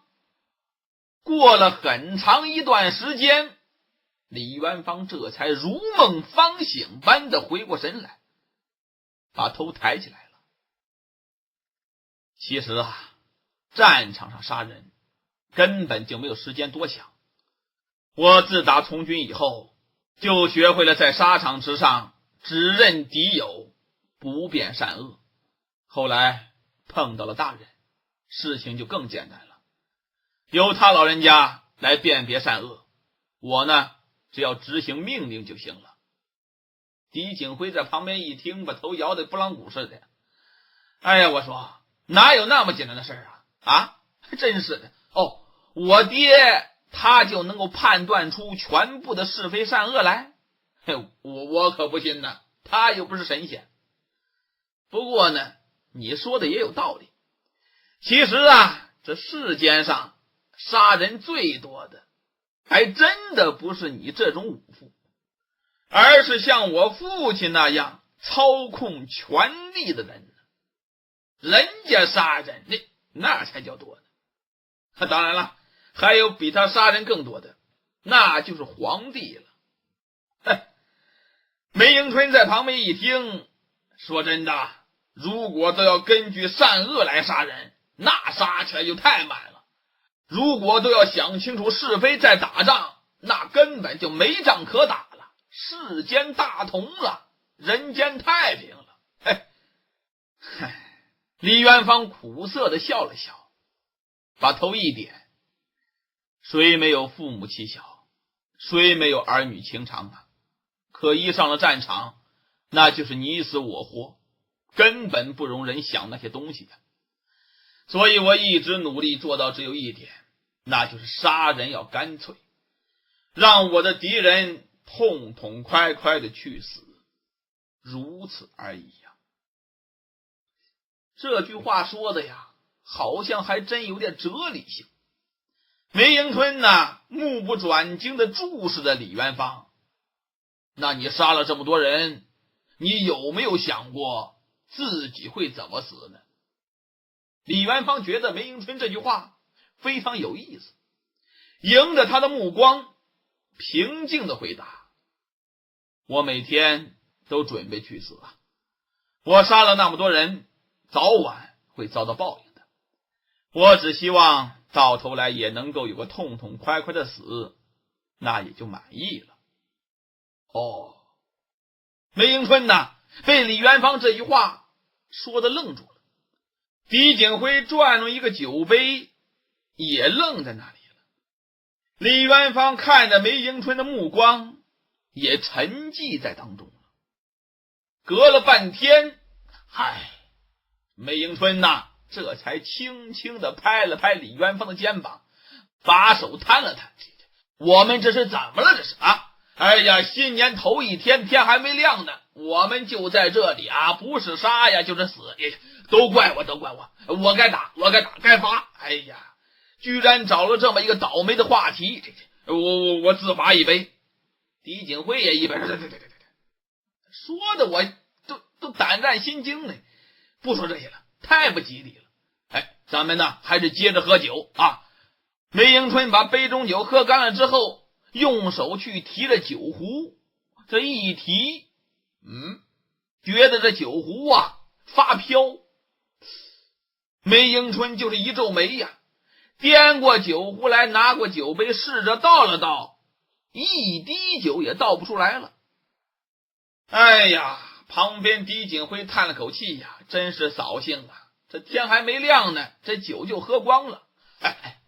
梅迎春笑了，还是咱们三个呀太能喝了。既然如此，不如咱们干脆呀去睡会儿吧，好歹休息一下，等天亮了我还得去黄河岸边找我那墨风去呢。李兄呢还可以去集市上给小孩买一些爆竹来。也好也好。狄景辉呀从桌边撑起身来了。哎呀，我这脑袋还真有点晕乎啊！脚不踉跄的朝着屋外头走去了。梅迎春一把拉住狄景辉了。我说弟兄，你这是打算去哪呢？不是去睡觉吗？行，随我来吧，西厢房有副床榻呢，今天呢咱们就在那里凑合着睡那么一会儿得了啊。梅迎春一看这李元芳呢还坐那没动呢。李兄啊，也一起来休息吧，你刚开始身体就不舒服，没想到还能够一直熬到现在，赶快过来吧。李元芳这才点点头，起身跟在梅迎春身后，三个人就一起来到了西厢房。到了西厢房，这狄景辉呀一看榻，咕咚一声一头扎那儿了，扎到榻上，这狄景辉睡着了。梅迎春一看，嘿，这真是早来早得呀！这本来这个榻只能睡俩人，这位倒好，占了半拉多，也不用让了。梅迎春看了看李元芳，弟兄啊，你看这床榻最多能睡两个人呢，我个子太大了，弟兄，来，还是你过来先休息吧。李元芳笑着摆摆手，往旁边的椅子上一坐，你睡吧，我坐这里也能休息，是吗？坐这里能睡着？李元芳一本正经的点点头啊，当然了，我从小练出来的。梅迎春一听，打小练出来的，为什么练这个呀？小的时候生病啊，躺着喘不过气来，就只能练习坐着睡了。原来如此啊。那你现在身体觉得怎么样啊？我没事儿，已经好多了。李元芳把手一举，指着被自己掐黑了的虎口，示意梅迎春。你看，这也是小时候犯病时学的招啊，按压两手的合谷穴就可以缓解呀，还真挺管用的。所以每一次我身体不舒服，我就掐我的合谷穴呀。看来这斌儿说的果然是真的。既然这孩子说的是真话，你何苦冤枉这小孩呢？李元芳啊含笑不语，没有回答梅迎春这句话。梅迎春现在也困得不得了了，一看李元芳不说话了，也不再坚持问了，自己呢也就在榻上躺下了。一躺下，很快也是鼾声如雷，昏然入睡。这个时候，房间里的蜡烛灭了，屋里是一片漆黑。李元芳坐在椅子上，微合双目，就觉得自己脊梁上疼的简直是百爪挠心，把这疼痛不已的脊背往椅子上靠了靠，凉丝丝的。怎么回事啊？原来自己的衣服又被汗水湿透了，而且就觉得这个脑袋呀嗡嗡嗡嗡作响，脑袋晕晕沉沉，这个酒劲上来了。李元芳抬手按了按额头，就有一种晕晕乎乎醺醺悠悠的感觉，自己也已然疲倦到极点了，整个人都昏昏沉沉的。这种感觉呢，你说痛苦吧也有，说那种飘飘然的舒服吧也有，总而言之是一种百种味道加合在一起的那么一个感觉。李元芳晕晕沉沉，飘飘忽忽，脑海中还在思索着，心说话，如果我现在没有离开大人，如果我现在还留在洛阳，那么此时此刻我应该是在宫中的守岁宴上了。哎呀，那是我最讨厌的场合呀，从来都避之唯恐不及呀，但又躲无可躲呀。没想到今年今日我终于离开了那一切了。想到这里李元芳突然间又觉得一种从来没有过的轻松，但在感觉这种轻松的时候，也伴随着心里头那种更加的思念和惆怅。已经过去10个元旦了，每当子时一过，自己都要首先向大人拜年呢。而且每年向大人拜年的时候，用的不是对上级的礼节，用的是对长辈的方式。今年只能在此地遥望神都，向大人摇拜了。李元芳深深地吸了口气，尽量的让自己的心平静下来，还是什么都不去想了吧，就当那一切都不曾经历过，都不曾拥有过。但是呢，就算李元芳不去想那千里之外的洛阳，但面对现在这所神秘的宅院，面对这宅院里那一对奇怪的妇女，李元芳总有那么一种似曾相识的感觉。而且某些记忆的片段，在此时此刻夜深人静没有人打扰的情况下，从李元芳的心底的最深处慢慢被激起来了。连同李元芳儿时得的疾病，本来认为自己永远不会再犯的，没想到今天晚上居然一下子也向自己袭来，令自己突然间猝不及防，差一点就手足无措。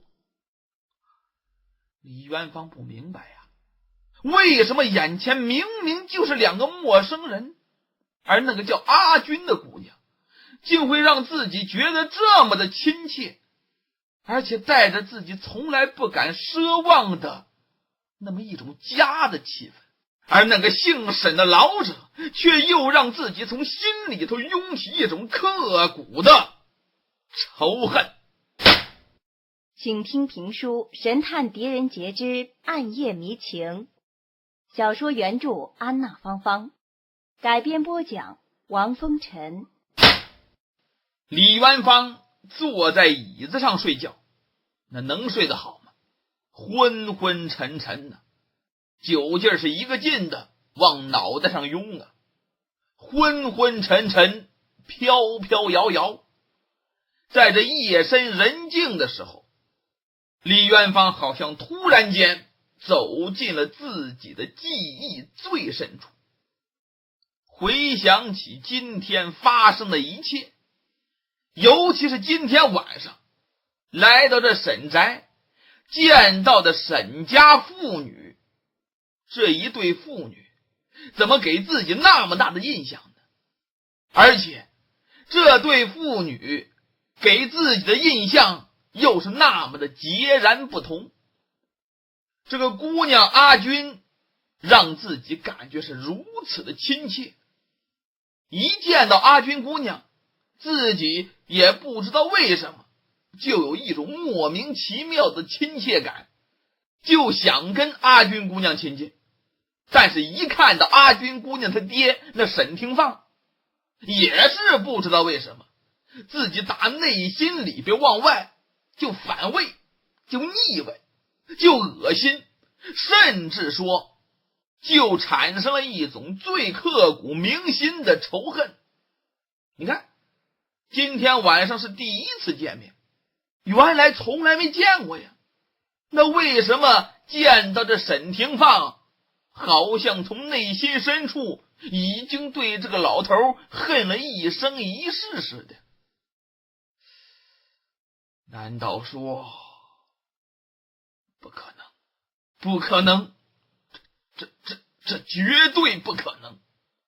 李元芳想到这里，猛然间把眼睛睁开了，这额头之上已经渗出密密麻麻的冷汗了，自己都已经不知道自己这么着已经多长时间了。但是紧接着李元芳就觉得自己手上软软乎乎的，而且听到了一种低低的呼吸声，这种呼吸声非常困难。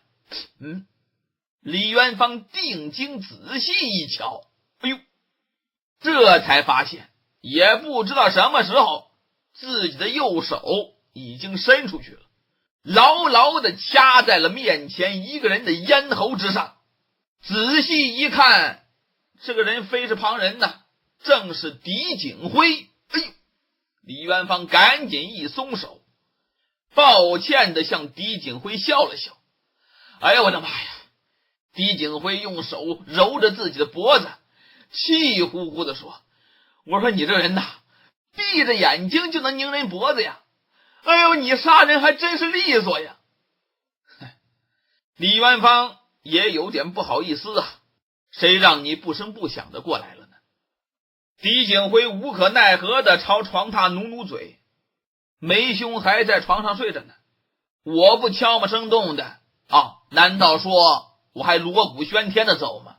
你想我把所有的人都吵醒是吧？李元芳拿手抹了抹额头上的冷汗，皱住眉头：“你不是睡了吗？怎么又起来了？”“我睡觉了都不能起来呀，我喝多了，去趟茅厕，这都不行啊！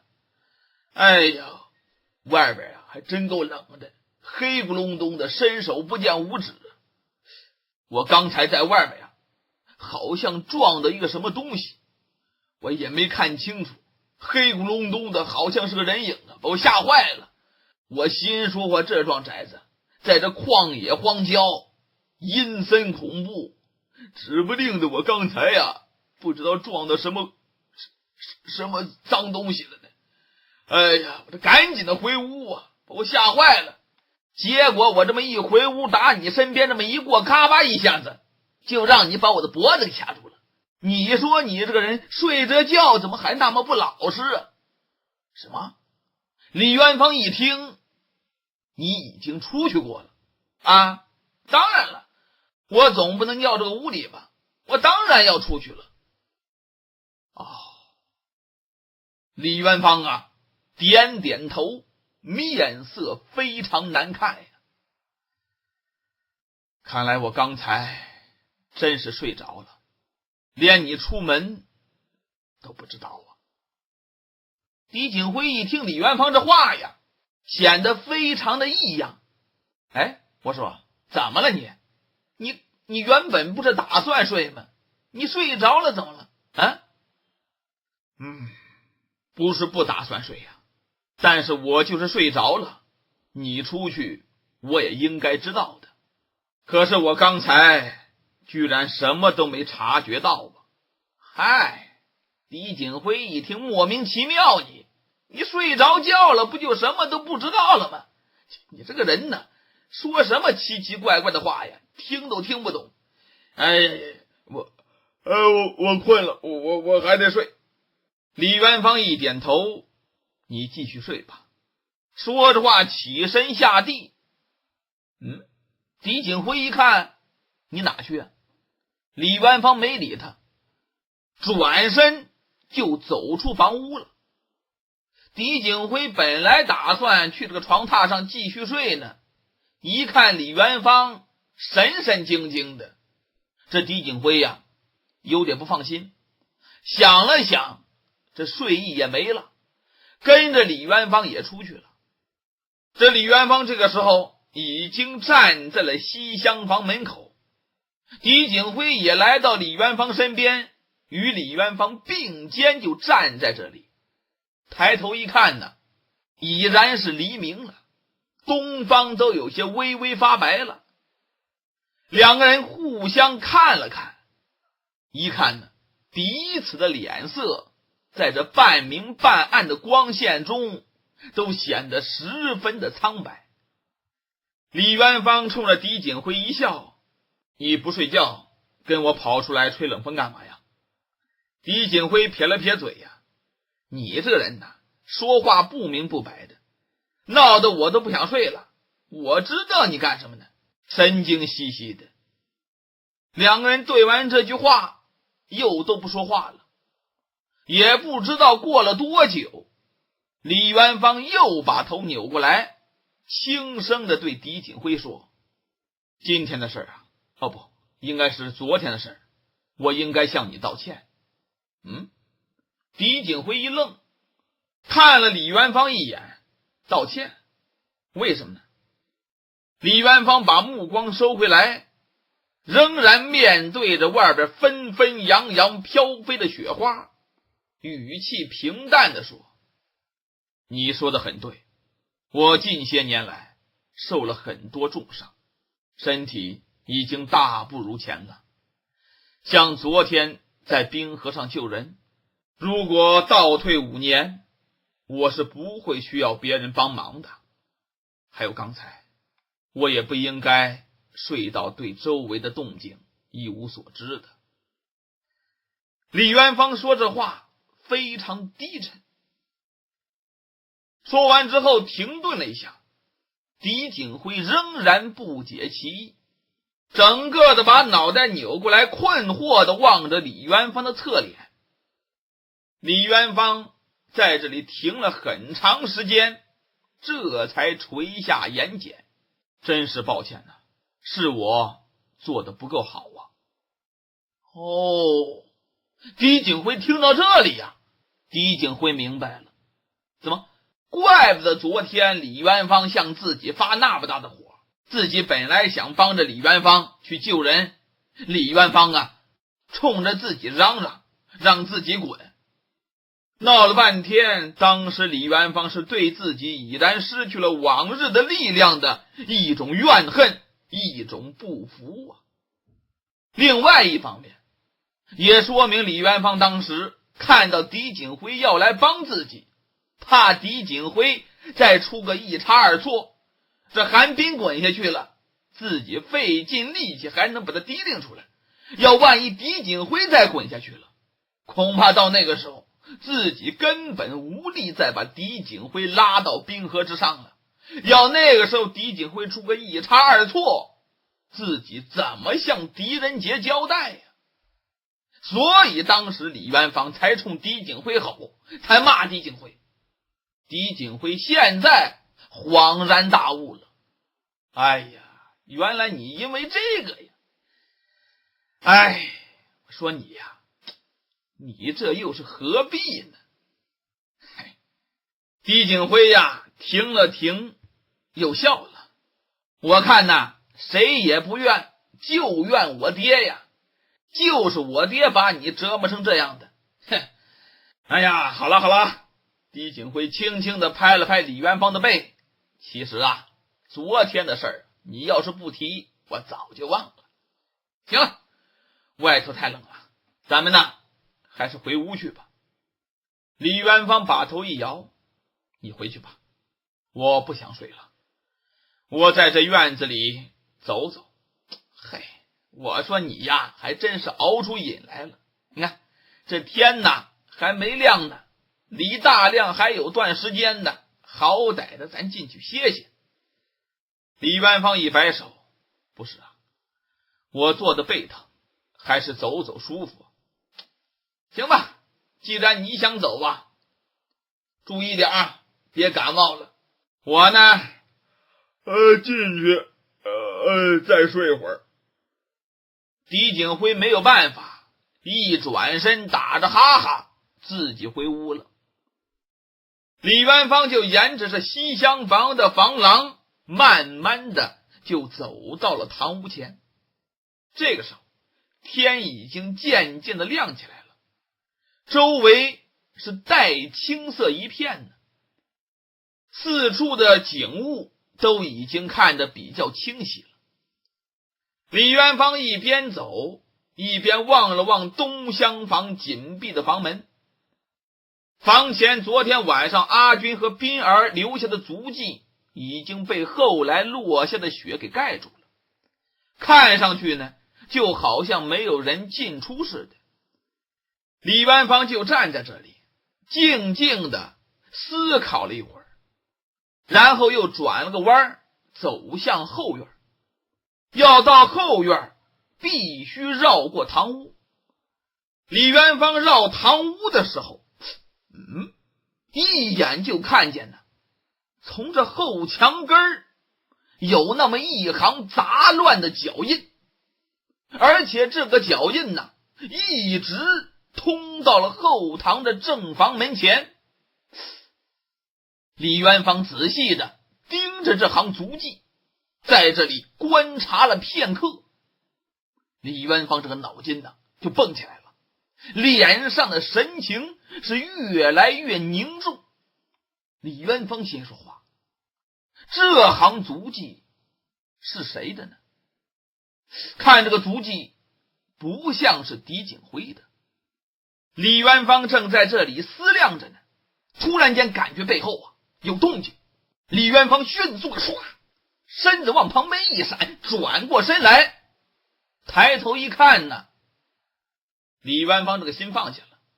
怎么从身后匆匆走来一个人，不是别人呢，正是阿军姑娘。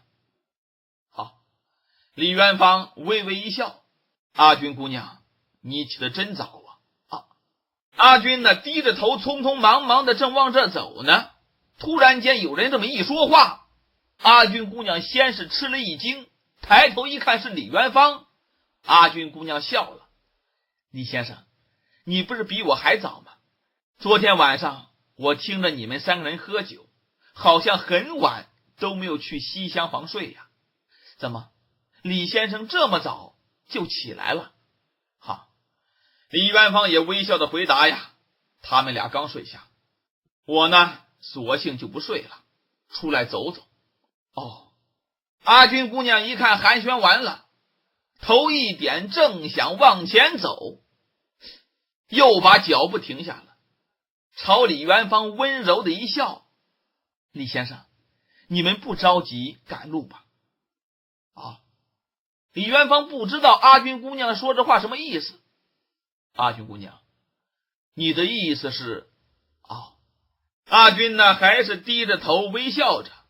昨天呢听你们说要一路西行，可你和狄先生还有小斌儿，你看你们的衣服都太单薄了，行李也没多少，想必御寒的衣服一定是不够的。我想如果你们能够在这里多留上一两天，我就给你们做几件夹袄，你们往西北去的时候也好准备着，遇到了寒冷的天也好御寒呢。李元芳一听心中是一股暖流多好的姑娘阿军姑娘，我们在此逗留已经很麻烦姑娘了，怎么还好意思阿军微笑着轻轻摇摇头，一点也不麻烦。阿军昨天说了，二位先生就是我阿军的兄长，要是阿军做的不够周到，以后让我堂兄知道了会怪罪我的。李元芳一听阿军说起他堂兄，略微的一沉吟，小心翼翼的就问阿军姑娘，阿军姑娘，沈怀贤弟常常和你们来往吗？阿军一听李元芳提起沈怀俩字，阿军姑娘的脸上又泛起红晕了，这声音呢都带着几分的羞涩。李先生有所不知我的伯父伯母亡故的很早，我堂兄其实是由我的爹爹抚养长大的，他从小到大都住在我家里。哦，一直都在此地吗？倒也不是，我爹爹为治病四处求医，搬了好多次家，这里呀是5年前搬来的。李元芳微笑着说，阿军姑娘，如果不是因为当了狄大人的侍卫长，是不是沈怀贤弟也该回家来过年呢？往年呐他都要回来的，可这次爹爹说他不能回家了。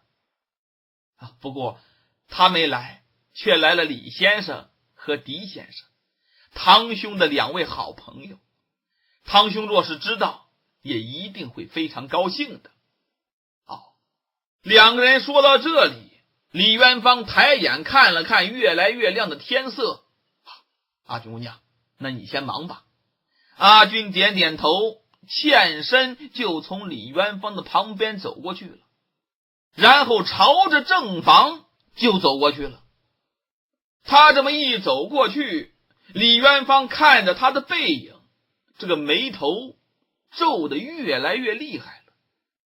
突然间，李元芳好像想起了什么似的，噔噔噔赶紧的往前赶几步，就来到阿军姑娘面前了，唰的一下子轻轻的拦在了阿军姑娘面前，在她脸上仍然带着微笑。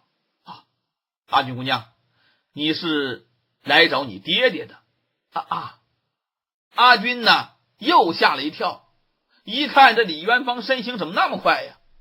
是啊，每天早上这个时候我都要来伺候爹爹起床。怎么，李先生，你有事吗？因为阿军姑娘这个时候看到李元芳的神情十分的沉重。李元芳指了指地上的足迹，低声的问阿军，你看得出这是谁的脚印吗？阿军低头一看，把头摇了摇，看不出来，但是这不可能是我爹爹的，他跑后墙去干什么呀？